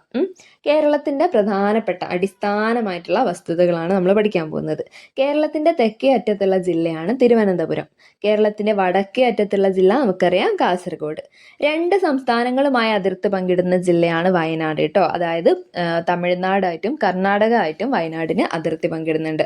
പിന്നെ കേരളത്തിലെ നദികളുടെ എണ്ണം പറഞ്ഞാൽ 44 ആണ്. അതിൽ 3 കിഴക്കോട്ടാണ്. അത് കബനി, ഭവാനി, പാമ്പാർ എന്നിവയാണ് ബാക്കിയുള്ള 41 പടിഞ്ഞാറോട്ടാണ്. എന്തുകൊണ്ടാണ് കേരളത്തിലെ നദികൾ പടിഞ്ഞാറോട്ട് ഒഴുകുന്നത്? അതിന് കാരണം പശ്ചിമഘട്ടം എന്നുള്ള ജലവിഭാജകം ആണ് കേട്ടോ. 2024 ലാസ്റ്റ് നടന്ന ഒരു എക്സാമിൽ നമ്മളോട് ചോദിച്ച ക്വസ്റ്റ്യൻ ആണ് ജലവിഭാജകം. കേരളത്തിലെ നദികൾ പടിഞ്ഞാറോട്ട് ഒഴുകുന്നതിനും ഇന്ത്യൻ ഉപഭൂഖണ്ഡത്തിലുള്ള ബാക്കി നദികളൊക്കെ മിക്കവാറും കിഴക്കോട്ട് ഒഴുകുന്നതുമാണ്. അപ്പൊ അതിനുള്ള റീസൺ എന്താണ് എന്നുള്ളതായിരുന്നു ക്വസ്റ്റ്യൻ. അപ്പൊ ആൻസറിൻ്റെ അകത്ത് സ്റ്റേറ്റ്മെന്റ് ടൈപ്പ് ആയിട്ടാണ് നമ്മളോട് ചോദിച്ചത്. അപ്പൊ ആൻസറിൻ്റെ അകത്ത് ജലവിഭാജകമായിട്ട് ഈ ഒരു പശ്ചിമഘട്ടം ഉള്ളത് കൊണ്ട് എന്നുള്ളതാണ് ആൻസർ ആയിട്ട് വരിക കേട്ടോ. അതായത് കേരളത്തിലെ നദികൾ ഒട്ടുമിക്ക നദികളും പടിഞ്ഞാറോട്ട് ഒഴുകാൻ കാരണം പശ്ചിമഘട്ടം എന്നുള്ള ഒരു ജലവിഭാജകം കേരളത്തിന്റെ അതിർത്തിയായി നിലകൊള്ളുന്നത് കൊണ്ടാണ്. ഓക്കെ, അത്രയേ ഉള്ളൂ. ഇനി ഭാരതപ്പുഴ ഒഴുകുന്ന ദിശ പറയുകയാണെങ്കിൽ കിഴക്ക് നിന്ന് പടിഞ്ഞാറോട്ടാണ്. ഓക്കെ, പിന്നെ കാസർഗോഡ് നിന്ന് തിരുവനന്തപുരം വരെയുള്ള റെയിൽപാതകളുടെ ദിശ പറയുകയാണെങ്കിൽ വടക്ക് നിന്ന് തെക്കോട്ടാണ്. കേരളത്തിന്റെ വടക്കേ അറ്റത്തുള്ള ഗ്രാമപഞ്ചായത്താണ് മഞ്ചേശ്വരം. മഞ്ചേശ്വരം വെരി ഇമ്പോർട്ടൻ്റ് ആണ്. വടക്കേ അറ്റത്തുള്ള പഞ്ചായത്താണ് മഞ്ചേശ്വരം. പഞ്ചായത്ത് മാത്രമല്ല, കേരളത്തിന്റെ വടക്കേ അറ്റത്തുള്ള താലൂക്കാണ്. വടക്കേ അറ്റത്തുള്ള നദി മഞ്ചേശ്വരം പുഴയാണ്. ഓക്കെ, അതെല്ലാം മഞ്ചേശ്വരം തന്നെയാണ് വരുന്നത്. ആകെ ഒരു മാറ്റമുള്ളത് കേരളത്തിന്റെ വടക്കേ അറ്റത്തുള്ള വില്ലേജ് തലപ്പാടിയാണ് കേട്ടോ.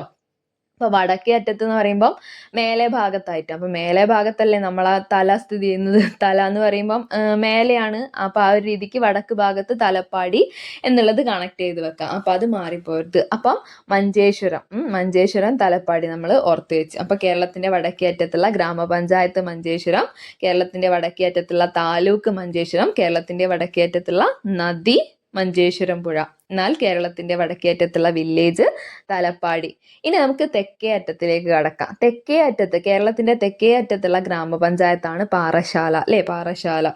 പിന്നെ കേരളത്തിന്റെ തെക്കേ അറ്റത്തുള്ള വില്ലേജ് ആണ് കളിയിക്കാവിള. കേരളത്തിന്റെ തെക്കേ അറ്റത്തുള്ള താലൂക്കാണ് നെയ്യാറ്റിൻകര. അതേപോലെ തെക്കേ അറ്റത്തുള്ള നദീന്റെ പേരും നെയ്യാർ എന്നാണ്. നെയ്യാർ. ഓക്കെ, ഇനി കേരളത്തിന്റെ അയൽ സംസ്ഥാനങ്ങളിലേക്ക് പോവാം. അയൽ സംസ്ഥാനങ്ങളായിട്ട് നമുക്ക് 2 പേരാണുള്ളത്. ഒന്ന് തമിഴ്നാടും ഒന്ന് കർണാടകയും. അല്ലേ? കേരളത്തിന്റെ വടക്ക് കിഴക്ക് സ്ഥിതി ചെയ്യുന്ന സംസ്ഥാനമാണ് കർണാടക. കേരളത്തിന്റെ തെക്ക് കിഴക്കാണെങ്കിൽ തമിഴ്നാട്. കേരളത്തിന്റെ പടിഞ്ഞാറ് ഭാഗത്ത് സ്ഥിതി ചെയ്യുന്ന കടലാണ് അറബിക്കടൽ. കേരളത്തിന്റെ കിഴക്ക് ഭാഗത്ത് കാണപ്പെടുന്നതാണ് പശ്ചിമഘട്ടം. പടിഞ്ഞാറ് ഭാഗത്താണ് അറബിക്കടല്, തെക്ക് കിഴക്കാണ് തമിഴ്നാട്, വടക്ക് കിഴക്കാണ് കർണാടക. ഓക്കെ, ഇനി കേരളത്തിന്റെ കിഴക്ക് ഭാഗത്താണ് പശ്ചിമഘട്ടം വ്യാപിച്ചു കിടക്കുന്നത്. സെറ്റാണല്ലോ. ഇനി ഇന്ത്യയിലേക്കാണ് കേട്ടോ പോകുന്നത്. ഇന്ത്യന്റെ അടിസ്ഥാന വസ്തുതകളിലേക്ക് കടക്കാം. ഇന്ത്യയുടെ തലസ്ഥാനം ഡൽഹിയാണ്. ഇന്ത്യയിലെ സംസ്ഥാനങ്ങളുടെ എണ്ണം എന്ന് പറയുന്നത് 28 സംസ്ഥാനങ്ങളും 8 കേന്ദ്രഭരണ പ്രദേശങ്ങളുമാണ്. അപ്പൊ ഇന്ത്യയിലെ കേന്ദ്രഭരണ പ്രദേശങ്ങളുടെ എണ്ണം 8, ഇന്ത്യയിലെ സംസ്ഥാനങ്ങളുടെ എണ്ണം 28. ഓക്കെ, ഇനി ഇന്ത്യയുടെ ഏറ്റവും വടക്ക് ഭാഗത്തുള്ള കേന്ദ്രഭരണ പ്രദേശമാണ് ലഡാക്ക് എന്ന് പറയുന്നത്. ഇന്ത്യയുടെ ഏറ്റവും തെക്ക് ഭാഗത്തുള്ള കേന്ദ്രഭരണ പ്രദേശമാണ് ആൻഡമാൻ നിക്കോബാർ. അപ്പം വടക്ക് ഭാഗത്തുള്ള കേന്ദ്രഭരണ പ്രദേശം ലഡാക്ക് ആണെങ്കിൽ തെക്ക് ഭാഗത്തുള്ള കേന്ദ്രഭരണ പ്രദേശം ആൻഡമാൻ നിക്കോബാർ ആണ്. ഇന്ത്യയുടെ കിഴക്ക് ഭാഗത്തായിട്ടുള്ള കടലാണ് ബംഗാൾ ഉൾക്കടൽ, പടിഞ്ഞാറ് ഭാഗത്തായിട്ട് അറബിക്കടൽ. ഇന്ത്യയുടെ തെക്ക് ഭാഗത്തുള്ള കടലാണ് ഇന്ത്യൻ മഹാസമുദ്രം. അരുണാചൽ പ്രദേശ് ഇന്ത്യയുടെ ഏത് ഭാഗത്താണെന്ന് ചോദിച്ചാൽ ഇന്ത്യയുടെ കിഴക്ക് ഭാഗത്തായിട്ടാണ് സ്ഥിതി ചെയ്യുന്നത്. ഈ മാപ്പിൽ നോക്കുക, അരുണാചൽ പ്രദേശ് ഇന്ത്യയുടെ ഏത് ഭാഗത്താ? കിഴക്ക് ഭാഗത്താണ്. ഓക്കെ, ഇന്ത്യയുടെ അയൽ രാജ്യങ്ങൾ പറയുകയാണെങ്കിൽ ആകെ 9 അയൽ രാജ്യങ്ങളുണ്ട്. അതിൽ 2 കടലിലാണ്, ബാക്കിയുള്ളത് ഫുള്ള് കരാതിർത്തിയാണ് പങ്കിടുന്നത്. അപ്പം 7 പിന്നെ +2 ഏത് നമ്മളെ കടലിലുള്ള ശ്രീലങ്കയും മാലിദ്വീപ് അതടക്കം 9 അയൽ രാജ്യങ്ങളാണ് ഇന്ത്യക്കുള്ളത് എന്ന് മനസ്സിലാക്കാം. അതിൽ ഫസ്റ്റ് 1 അഫ്ഗാനിസ്ഥാൻ വരുന്നുണ്ട്, പിന്നെ നേപ്പാൾ, പിന്നെ ഭൂട്ടാൻ, പാകിസ്ഥാൻ, ബംഗ്ലാദേശ്, മ്യാൻമാർ, ചൈന. ഇതിന്റെ കൂടെ ആരൊക്കെ ഉണ്ട്? മാലിദ്വീപ്, ശ്രീലങ്ക. അപ്പൊ ഇത്രയും എണ്ണാണ് ഇന്ത്യയുടെ അയൽ രാജ്യങ്ങളായിട്ട് ഉള്ളത് കേട്ടോ. അഫ്ഗാനിസ്ഥാൻ, നേപ്പാൾ, മാലിദ്വീപ്, Bhutan, Pakistan, Bangladesh, Myanmar, China, Sri Lanka. Okay, ഇനി ഇന്ത്യയുടെ തെക്ക് ഭാഗത്തുള്ള അയൽ രാജ്യമാണ് ശ്രീലങ്ക എന്ന് മനസ്സിലാക്കുക. ഒരു കണ്ണുനീർത്തുള്ളി പോലെ താഴെ ഭാഗത്തായിട്ട് സ്ഥിതി ചെയ്യുന്നത് കണ്ടിട്ടില്ലേ? അതാണ് ഇന്ത്യയുടെ തെക്ക് ഭാഗത്തുള്ള അയൽ രാജ്യം ശ്രീലങ്ക. ഇന്ത്യയുടെ വടക്ക് അതിർത്തി പങ്കിടുന്നതാണ് ചൈന, നേപ്പാൾ, ഭൂട്ടാൻ. അതേപോലെ വടക്ക് പടിഞ്ഞാറ് ഭാഗത്താണ് പാകിസ്ഥാൻ, അഫ്ഗാനിസ്ഥാൻ. ഇന്ത്യയുടെ വടക്ക് കിഴക്കാണെങ്കിലോ ബംഗ്ലാദേശും മ്യാൻമാറും ഉണ്ട്. ബംഗ്ലാദേശും ഉണ്ട്, മ്യാൻമാറും ഉണ്ട്. ഓക്കെ, ഇനി ഇത്രയാണ് നമുക്ക് ഇന്ത്യനെ കുറിച്ച് ഇതിൽ പഠിക്കാനുള്ളത്. ഇനി ടെക്സ്റ്റിൽ ഉത്തർപ്രദേശിനെ പറ്റിയിട്ട് ഒരു കുട്ടി എഴുതിയ കുറിപ്പ് എന്ന് പറഞ്ഞിട്ട്, അതായത് ഉത്തർപ്രദേശ് പോലെ പറയുന്ന പോലെ ഇങ്ങനെ ഒരു കുറിപ്പ് ഇതിൽ കൊടുക്കുന്നുണ്ട്. അപ്പോൾ ഇതിൽ കുറേ ഡീറ്റെയിൽസ് ഉണ്ട്. ഇതൊക്കെ ഒന്ന് മനപ്പാടാക്കി വെക്കുക കേട്ടോ. ഈ ഉത്തർപ്രദേശിന്റെ തലസ്ഥാനമാണ് ലക്നൗ. എന്നാണ് ഉത്തർപ്രദേശ് രൂപീകൃതമായത്? നമ്മളെ കേരളമൊക്കെ ഫോം ചെയ്ത സെയിം ഡേറ്റ്, അതായത് 14 സംസ്ഥാനങ്ങൾ ഫസ്റ്റ് ഇന്ത്യ ഫോം ചെയ്ത സമയത്ത് തന്നെ ഉണ്ടായ 14 സംസ്ഥാനങ്ങളുണ്ട്. ആ സംസ്ഥാനങ്ങളിൽ ഒന്നാണ് ഉത്തർപ്രദേശും. ഓക്കെ, അപ്പൊ എന്നാണ്? 1956 നവംബർ 1. ഓക്കെ, പിന്നെ ജനസംഖ്യ ഏറ്റവും കൂടിയ ഇന്ത്യൻ സംസ്ഥാനമാണ് ഉത്തർപ്രദേശ്. ഏറ്റവും കൂടുതൽ കരിമ്പും പഞ്ചസാരയും ഉൽപ്പാദിപ്പിക്കുന്നത് ഉത്തർപ്രദേശിലാണ്. ഇന്ത്യയുടെ പഞ്ചസാര കിണ്ണം എന്നറിയപ്പെടുന്ന സംസ്ഥാനമാണ് ഉത്തർപ്രദേശ്. ഇന്ത്യയുടെ വടക്ക് ഭാഗത്തായാണ് സ്ഥിതി ചെയ്യുന്നത്. ഏറ്റവും വടക്കേ അറ്റത്തുള്ളത് ഹിമാചൽ പ്രദേശ് ആണ്. അതിൻ്റെ എല്ലാം ഇപ്പുറത്തേക്കായിട്ടാണ് ഇതായി കാണുന്നതാണ് ഉത്തർപ്രദേശ്. പിന്നെ ഉത്തർപ്രദേശുമായി അതിർത്തി പങ്കുവെക്കുന്ന അയൽ രാജ്യമാണ് നേപ്പാൾ. ഉത്തർപ്രദേശുമായി അതിർത്തി പങ്കുവെക്കുന്ന എത്ര സംസ്ഥാനങ്ങളുണ്ട് ചോദിച്ചാൽ ടോട്ടൽ 8 സംസ്ഥാനങ്ങളുണ്ട്. അതിൽ ഫസ്റ്റ് വൺ ഹിമാചൽ പ്രദേശ്, പിന്നെ ഹരിയാന, ഉത്തരാഖണ്ഡ്, ബീഹാർ, ജാർഖണ്ഡ്, ഛത്തീസ്ഗഡ്, രാജസ്ഥാൻ, മധ്യപ്രദേശ്. ഈ കാണുന്ന 8 സംസ്ഥാനങ്ങളും ഉത്തർപ്രദേശുമായി അതിർത്തി പങ്കുവെക്കുന്നുണ്ട്. കൂടാതെ ഒരു കേന്ദ്രഭരണ പ്രദേശം കൂടി ഉണ്ട്, അതാണ് നമ്മളെ ഡൽഹി. തലസ്ഥാന നഗരിയും ഉത്തർപ്രദേശുമായിട്ട് അതിർത്തി പങ്കുവെക്കുന്നുണ്ട്. അതുകൂടാതെ അപ്പം ഓർത്ത് വെച്ചേക്കാം, 8 സംസ്ഥാനങ്ങളും ഒരു കേന്ദ്രഭരണ പ്രദേശവും പിന്നെ അതേപോലെ ഉത്തർപ്രദേശുമായ ഒരു അയൽ രാജ്യവും അതിർത്തി പങ്കിടുന്നുണ്ട്. ആ അയൽ രാജ്യത്തിന്റെ പേരാണ് നേപ്പാൾ. ഓക്കെ, ഇത്രയും ഓർത്ത് വെച്ചേക്കാം കേട്ടോ. ഇനി ഉത്തർപ്രദേശിലെ പ്രധാന നൃത്തരൂപമാണ് കഥക്. കഥക് എന്ന് പറയുന്നത് ഉത്തർപ്രദേശിലെ പ്രധാനപ്പെട്ട നൃത്തരൂപമാണ്. ഇനി ഇന്ത്യയുടെ ദേശീയ ചിഹ്നം എടുത്തിട്ടുള്ളത് എവിടുന്ന? ഉത്തർപ്രദേശിലെ സാരാനാഥിലെ ഡീർ പാർക്കിലുള്ള അശോക സ്തംഭത്തിൽ നിന്നാണ്. ഓക്കെ, ഇന്ത്യയുടെ ദേശീയ പതാകയിലെ വെള്ള നിറത്തിന് നടുവിലായി ആലേഖനം ചെയ്തിരിക്കുന്ന അശോക ചക്രം സ്വീകരിച്ചിരിക്കുന്നത് ഉത്തർപ്രദേശിലെ സാരാനാഥിലെ ഡീർ പാർക്കിലെ അശോക സ്തംഭത്തിൽ നിന്നാണ്. ഓക്കെ, ഇനി നമുക്ക് ഉത്തർപ്രദേശിലെ പ്രധാനപ്പെട്ട നഗരങ്ങൾ നോക്കാം. ഫസ്റ്റ് വൺ കാൺപൂർ ഉണ്ട്, അതേപോലെ ലക്നൗ ഉണ്ട്, അതേപോലെ വാരാണസി, ആഗ്ര, അലഹബാദ്. ഓക്കെ, വാരാണസിന്റെ വേറെ പേരാണ് കാശി, ബനാറസ് എന്നൊക്കെ ഉള്ളത്. ഓക്കെ, അപ്പം കാൺപൂര്, ലക്നൗ, വാരാണസി, ആഗ്ര, അലഹബാദ് ഇതൊക്കെ ഉത്തർപ്രദേശിലെ പ്രധാനപ്പെട്ട നഗരങ്ങളാണ്. ഇനി കോൺസ്റ്റാന്റിനോപ്പിൾ ഓഫ് ഇന്ത്യ എന്നറിയപ്പെടുന്ന നഗരം, അതാണ് Lucknow. Lucknow Constantinople of India എന്നാണ് അറിയപ്പെടുന്നത്. ഇന്ത്യയുടെ വിശുദ്ധ നഗരം എന്നറിയപ്പെടുന്നത് വാരണാസിയാണ്. അതേപോലെ ഉത്തർപ്രദേശിലെ ഏറ്റവും വലിയ നഗരം എന്ന് പറയുന്നത് കാൺപൂരാണ്. ഉത്തർപ്രദേശിന്റെ നീതിന്യായ തലസ്ഥാനം, വെരി ഇമ്പോർട്ടന്റ്, അലഹബാദ് ആണ്. അപ്പം ഏറ്റവും വലിയ നഗരം കാൺപൂരാണ്, നീതിന്യായ തലസ്ഥാനം അലഹബാദ് ആണ്. വിശുദ്ധ നഗരം എന്നറിയപ്പെടുന്നത് വാരാണസിയാണ്. അലഹബാദിന്റെ പുതിയ പേര് പ്രയാഗ്രാജ് എന്നാണ് കേട്ടോ. പിന്നെ നമുക്ക് വൻകരകളിലേക്ക് കടക്കാം. ഈ ഭൂഖണ്ഡം, സമുദ്രങ്ങൾക്കിടയിലായി സ്ഥിതി ചെയ്യുന്ന വിശാലമായ കരഭാഗങ്ങളെയാണ് ഭൂഖണ്ഡം എന്ന് വിളിക്കുന്നത്. ഭൂഖണ്ഡങ്ങൾ അല്ലെങ്കിൽ വൻകരകൾ എന്നൊക്കെ പറഞ്ഞാൽ സമുദ്രങ്ങൾക്കിടയിലായി സ്ഥിതി ചെയ്യുന്ന വിശാലമായ കരഭാഗങ്ങളാണ്. ഓക്കെ, എത്ര ഭൂഖണ്ഡങ്ങൾ ഉണ്ട്? നമുക്ക് 7 ഭൂഖണ്ഡങ്ങളാണ് കേട്ടോ. ഏതൊക്കെയാ? ഏഷ്യ, ആഫ്രിക്ക, വടക്കേ അമേരിക്ക, തെക്കേ അമേരിക്ക, അന്റാർട്ടിക്ക, യൂറോപ്പ്, ഓസ്ട്രേലിയ. ഇത്രയും 7 വൻകരകളാണ് നമുക്കുള്ളത്. വലിപ്പത്തിന്റെ ഓർഡറിലാണ് ഞാൻ പറഞ്ഞിരിക്കുന്നത്. ഫസ്റ്റ് ഏഷ്യ, പിന്നെ ആഫ്രിക്ക, വടക്കേ അമേരിക്ക, തെക്കേ America, Antarctica, Europe, Australia. Okay, India ഉൾപ്പെടുന്ന ഭൂഖണ്ഡം എന്ന് പറയുന്നത് ഏഷ്യയാണ്. അപ്പൊ ലോകത്തിലെ ഏറ്റവും ചെറിയ ഭൂഖണ്ഡം ഓസ്ട്രേലിയ ആണ്, ഏറ്റവും വലിയ ഭൂഖണ്ഡം ഏഷ്യയാണ്. രണ്ടും ഓർത്തു വെച്ചേക്കാം. പിന്നെ പൂർണ്ണമായും സമുദ്രത്താൽ ചുറ്റപ്പെട്ട ഭൂഖണ്ഡങ്ങളാണ് അന്റാർട്ടിക്ക, ഓസ്ട്രേലിയ എന്നിവ. ഈ രണ്ടെണ്ണം പൂർണ്ണമായും സമുദ്രത്താൽ ചുറ്റപ്പെട്ട് കിടക്കുന്നു. ഏതൊക്കെയാണ്? Antarctica, Australia. ഇനി ഇങ്ങനെ കുറച്ച് ക്വസ്റ്റ്യൻസ് നമുക്ക് ടെക്സ്റ്റിൽ കാണാം. അതിന്റെ ആൻസർ ഞാൻ അവിടെ ഫില്ല് ചെയ്ത് കൊടുത്തിട്ടുണ്ട് കേട്ടോ. അന്റാർട്ടിക് സമുദ്രത്തിന് പടിഞ്ഞാറ് ഭാഗത്ത് കാണുന്ന ഭൂഖണ്ഡങ്ങൾ: മാപ്പും ഇതും ജസ്റ്റ് ഒന്ന് കമ്പയർ ചെയ്യുക, എന്നിട്ട് മനസ്സിലാക്കി പഠിച്ചു വെക്കുക. ഏകദേശം ഒരു ധാരണ ഉണ്ടാക്കി വെച്ചിട്ടുണ്ടെങ്കിൽ ആ മാപ്പ് ഓർത്ത് നോക്കിയാൽ നമുക്ക് ഇങ്ങനെ എന്ത് ക്വസ്റ്റ്യൻ വന്നാലും ആൻസർ ചെയ്യാൻ വേണ്ടി പറ്റും. അപ്പം അറ്റ്ലാന്റിക് സമുദ്രത്തിന് പടിഞ്ഞാറ് ഭാഗത്തായി കാണപ്പെടുന്ന ഭൂഖണ്ഡങ്ങളാണ് വടക്കേ അമേരിക്ക, തെക്കേ അമേരിക്ക. ഇനി ഇന്ത്യൻ സമുദ്രത്തിന് കിഴക്ക് ഭാഗത്താണെങ്കിലോ, കിഴക്ക് ഭാഗത്ത് ഓസ്ട്രേലിയ. പിന്നെ അന്റാർട്ടിക് സമുദ്രത്തിനും ഇന്ത്യൻ സമുദ്രത്തിനും ഇടയിൽ കാണുന്ന ഭൂഖണ്ഡമാണ് ആഫ്രിക്ക. അപ്പം വൺസ് അഗെയിൻ അറ്റ്ലാന്റിക് സമുദ്രത്തിന് പടിഞ്ഞാറ് ഭാഗത്ത് വടക്കേ അമേരിക്കയും തെക്കേ അമേരിക്കയാണുള്ളത്. ഇന്ത്യൻ മഹാസമുദ്രത്തിന് കിഴക്ക് ഭാഗത്തായിട്ട് ഓസ്ട്രേലിയ ഉണ്ട് എന്ന് ഓർക്കുക.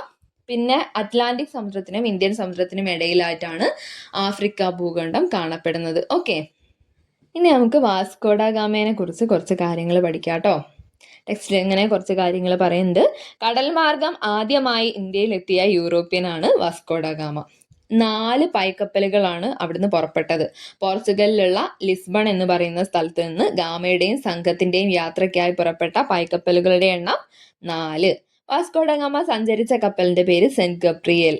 ആ ഒരു കപ്പൽ വ്യൂഹത്തിൽ ഉണ്ടായിരുന്ന മറ്റു കപ്പലുകളാണ് Saint Raphael, Saint Berrio. Previous question ആണ്, ഓർത്ത് വെച്ചേക്ക. സെന്റ് റാഫേൽ, സെന്റ് ബെറിയോ എന്നിവ ഈ സെന്റ് ഗബ്രിയേലിനെ പിന്തുടർന്നെത്തിയ കപ്പലുകളാണ്. സെന്റ് ഗബ്രിയേൽ എന്ന് വെച്ചാൽ വാസ്കോഡ ഗാമ സഞ്ചരിച്ചിട്ടുള്ള കപ്പലാണ്. ഓക്കെ, ഇനി ഇന്ത്യയിലേക്കുള്ള യാത്രയിലെ വാസ്കോഡ ഗാമയുടെ നാവിക സംഘാംഗങ്ങളുടെ എണ്ണം 170 പേരായിരുന്നു കേട്ടോ വന്നത്.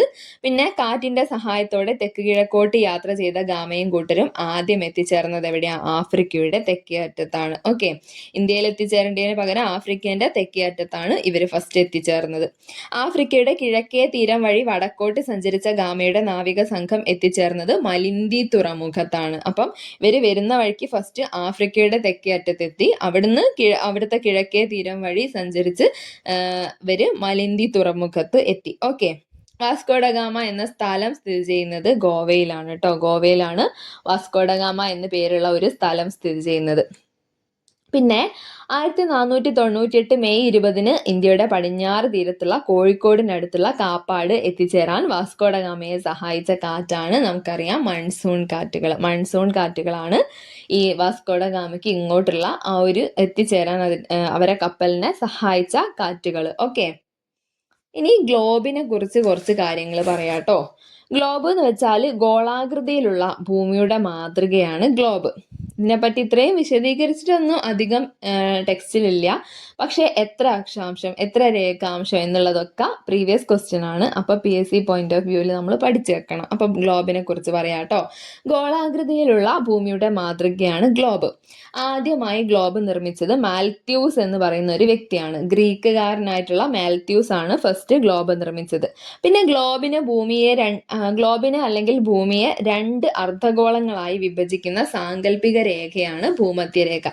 കുറുകെയാണ് ഈ അക്ഷാംശ രേഖകൾ വരയ്ക്കുന്നത്. അതിൽ ഏറ്റവും വലുതാണ് ഭൂമധ്യരേഖ. ഏറ്റവും വലിയ അക്ഷാംശ രേഖയാണ് ഭൂമധ്യരേഖ. ഗ്ലോബിൽ അല്ലെങ്കിൽ ഭൂപടത്തിൽ കുറുകെ വരയ്ക്കുന്ന രേഖകളാണ് അക്ഷാംശ രേഖ. ഇംഗ്ലീഷിൽ ലാറ്റിറ്റ്യൂഡ് എന്ന് പറയും. പിന്നെ ഭൗമോപരിതലത്തിലെ ആകെ അക്ഷാംശ രേഖകളുടെ എണ്ണം പറയുകയാണെങ്കിൽ 181 ആണ്. വെരി ഇമ്പോർട്ടൻ്റ് ആണ്. നമ്മളെ ഭൂമധ്യരേഖ 1, പിന്നെ മേലോട്ട് 90 എണ്ണവും താഴോട്ട് 90 എണ്ണവും വരയ്ക്കും. അന്നപ്പം ഉണ്ടെന്ന് സങ്കല്പം അങ്ങനെയാവുന്ന സമയത്ത് ടോട്ടലി നമുക്ക് 181 അക്ഷാംശ രേഖകളാണുള്ളത്. പിന്നെ ഗ്ലോബിൽ ഉള്ള നെടുകെയുള്ള രേഖകളെ പറയുന്ന പേരാണ് രേഖാംശ രേഖകൾ അല്ലെങ്കിൽ ലോഞ്ചിറ്റ്യൂഡ്. ഈ ലോഞ്ചിറ്റ്യൂഡ്സിന്റെ എണ്ണം പറയുകയാണെങ്കിൽ 360 എണ്ണമാണ് കേട്ടോ. 360 ലോഞ്ചിറ്റ്യൂഡ്സ് ആണ് നമുക്കുള്ളത്. രേഖാംശ രേഖകളുടെ എണ്ണം 360, അക്ഷാംശ രേഖകളുടെ എണ്ണം 181. ഓക്കെ, ഭൂമിയിൽ ഒരു സ്ഥലത്തിന്റെ കൃത്യമായ സ്ഥാനം നിർണ്ണയിക്കുന്ന രേഖകളാണ് അക്ഷാംശ രേഖാംശ രേഖകൾ. ഓക്കെ, ഇനി നമുക്ക് നെക്സ്റ്റ് ചാപ്റ്റർ ആണ് 6ാമത്തെ ചാപ്റ്റർ, ജനങ്ങൾ ജനങ്ങളാൽ. ഓക്കെ, ഇതിൽ പ്രധാനമായിട്ട് നമുക്ക് തെരഞ്ഞെടുപ്പിനെ കുറിച്ചിട്ടൊക്കെ മക്കൾക്ക് കുറച്ചൊരു ധാരണ ഉണ്ടാക്കി കൊടുക്കാനുള്ള ഒരു ചാപ്റ്ററാണ്. പിന്നെ ആണെങ്കിൽ 5ാം ക്ലാസ് ആണെന്ന് വെച്ചിട്ട് അത്ര കുറവ് കണ്ടന്റ് അല്ല ഈ ചാപ്റ്ററിലുള്ളത്. ഇത് കുറച്ച് അത്യാവശ്യം നല്ല കണ്ടന്റ്ഫുൾ ആയിട്ടുള്ള ഒരു ചാപ്റ്ററാണ്. നമ്മൾ PSC പോയിന്റ് ഓഫ് വ്യൂവിൽ നല്ലോണം പഠിച്ചു വെക്കേണ്ട കുറച്ച് കാര്യങ്ങൾ ഈ ചാപ്റ്ററിലുണ്ട്. അപ്പം നമുക്ക് നോക്കി തുടങ്ങാം. ഫസ്റ്റ് തന്നെ 2 കോട്ടിങ്സ് ടെക്സ്റ്റിൽ പറയുന്നുണ്ട്. ഇങ്ങനെയുള്ള കോട്ടിങ്സ് ഒക്കെ നമുക്ക് വെരി ഇമ്പോർട്ടൻ്റ് ആണ് അല്ലേ. അപ്പോൾ നോക്കാം. ഫസ്റ്റ് എപ്പോഴും നമുക്ക് ചോദിക്കുകയും ചോദ്യം, ജനങ്ങൾക്ക് വേണ്ടി ജനങ്ങളാൽ നടത്തപ്പെടുന്ന ജനങ്ങളുടെ ഭരണമാണ് ജനാധിപത്യം. ആരാ ഇങ്ങനെ പറഞ്ഞത്? Abraham Lincoln. എന്നാൽ ഗാന്ധിജീൻ്റെ ഈ വേർഡ്സ് നമ്മൾ കേട്ടിട്ടുണ്ടാവില്ല അധികം. നോക്കാം. ജനാധിപത്യത്തെ കുറിച്ചുള്ള എൻ്റെ സങ്കല്പം അതിന് കീഴിൽ ഏറ്റവും ദുർബലനും ശക്തനും തുല്യമായ അവസരം ഉണ്ടായിരിക്കണം എന്നതാണ്. ഇങ്ങനെ പറഞ്ഞതാരാ? മഹാത്മാഗാന്ധിയാണ് അല്ലേ. മഹാത്മാഗാന്ധിന്റെ വേർഡ്സ് ആണ്. ഓക്കെ. ജനാധിപത്യത്തെ കുറിച്ചുള്ള എൻ്റെ സങ്കല്പം അതിന് കീഴിൽ ഏറ്റവും ദുർബലനും ശക്തനും തുല്യമായ അവസരം ഉണ്ടായിരിക്കണം എന്നതാണ്. ഓക്കെ. ഇനി നമുക്ക് ജനാധിപത്യം എന്താണ് നോക്കാം. ജനങ്ങൾ നേരിട്ടോ അവർ തെരഞ്ഞെടുക്കുന്ന ജനപ്രതിനിധികളോ ഭരണപരമായ കാര്യങ്ങൾ തീരുമാനമെടുക്കുന്ന സംവിധാനമാണ് ജനാധിപത്യം. ഡെമോക്രസി. ഡെമോക്രസി എന്നുള്ള വേർഡ് ആദ്യമായി യൂസ് ചെയ്തത് ഒരു ഗ്രീക്ക് ചരിത്രകാരനാണ്. അദ്ദേഹത്തിന്റെ പേര് ഹെറഡോട്ടസ് എന്നാണ്. ഡെമോക്രസി എന്നുള്ള വാക്ക് രൂപപ്പെട്ട ഗ്രീക്ക് പദങ്ങൾ ഏതൊക്കെയാണ്? Demos, Kratos. ഡെമോസ് എന്ന് വെച്ചാൽ ജനങ്ങൾ എന്നാണ്, ക്രാറ്റോസ് എന്ന് വെച്ചാൽ അധികാരം എന്നാണ്. ഈ രണ്ട് ഗ്രീക്ക് പദങ്ങൾ കൂടി ചേർന്നിട്ടാണ് ഡെമോക്രസി എന്നുള്ള വേർഡ് ഉണ്ടായത്. ജനാധിപത്യത്തിന്റെ ആദ്യ രൂപം ഉദയം ചെയ്തത് ഏഥൻസിലാണ്. ഏഥൻസ് ഗ്രീസിലാണ്. ഇതൊക്കെ ടെക്സ്റ്റിൽ പറയുന്നുണ്ട്, ഓർത്ത് വെച്ചേക്കണേ. ലോകത്തിലെ ആദ്യത്തെ ജനാധിപത്യ രാജ്യമാണ് ഗ്രീസ്. ആധുനിക ജനാധിപത്യത്തിന് തുടക്കം കുറിച്ച രാജ്യമാണ് ഇംഗ്ലണ്ട്. അപ്പൊ ആധുനിക ജനാധിപത്യവും പുരാതന ജനാധിപത്യവും വെരി ഇമ്പോർട്ടൻ്റ് ആണ്.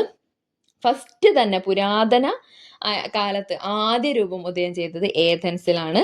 എന്നാൽ അതേസമയം ആധുനിക ജനാധിപത്യത്തിന് തുടക്കം കുറിച്ചത് ഇംഗ്ലണ്ടിലാണ്, ബ്രിട്ടനിലാണ്. ഓക്കെ. തെരഞ്ഞെടുപ്പ്, ജനപ്രതിനിധികളുടെ ഭരണം, പാർലമെന്റ്, ഈ 3 സംവിധാനങ്ങൾ രൂപം കൊണ്ടത് ഇംഗ്ലണ്ടിലാണ്. തെരഞ്ഞെടുപ്പ്, ജനപ്രതിനിധികളുടെ ഭരണം, പാർലമെന്റ് എന്നീ സംവിധാനങ്ങൾ രൂപം കൊണ്ട രാജ്യം ഇംഗ്ലണ്ട്. പാർലമെന്റുകളുടെ മാതാവ് എന്നറിയപ്പെടുന്നത് ഇംഗ്ലണ്ടാണ്. ഓക്കെ. ഇനി ഇങ്ങനെ 2 കാര്യങ്ങൾ പറയുന്നുണ്ട്. പ്രത്യക്ഷ ജനാധിപത്യവും പരോക്ഷ ജനാധിപത്യവും. പ്രത്യക്ഷത്തിന്റെ വേറൊരു വേർഡ് പങ്കാളിത്ത ജനാധിപത്യം എന്നാണ് കേട്ടോ. അതേപോലെ പരോക്ഷ ജനാധിപത്യത്തിന്റെ വേറെ വേർഡ് പ്രാതിനിധ്യ ജനാധിപത്യം എന്നാണ്. ഓക്കെ. അപ്പോൾ നമുക്കിത് തമ്മിലുള്ള ഡിഫറൻസ് വെരി ഇമ്പോർട്ടൻ്റ് ആയിട്ട് പഠിച്ചു വെച്ചേക്കണം. ഒരു 6 ഡിഫറൻസ് നമുക്ക് ഇപ്പോൾ പഠിക്കാം. ജനങ്ങൾ നേരിട്ട് ഭരണകാര്യങ്ങളിൽ പങ്കാളികളാകുന്ന ഭരണവ്യവസ്ഥേനെയാണ് പ്രത്യക്ഷ ജനാധിപത്യം എന്ന് പറയുന്നത്. അതിന്റെ മറ്റൊരു പേരെന്താ? പങ്കാളിത്ത ജനാധിപത്യം.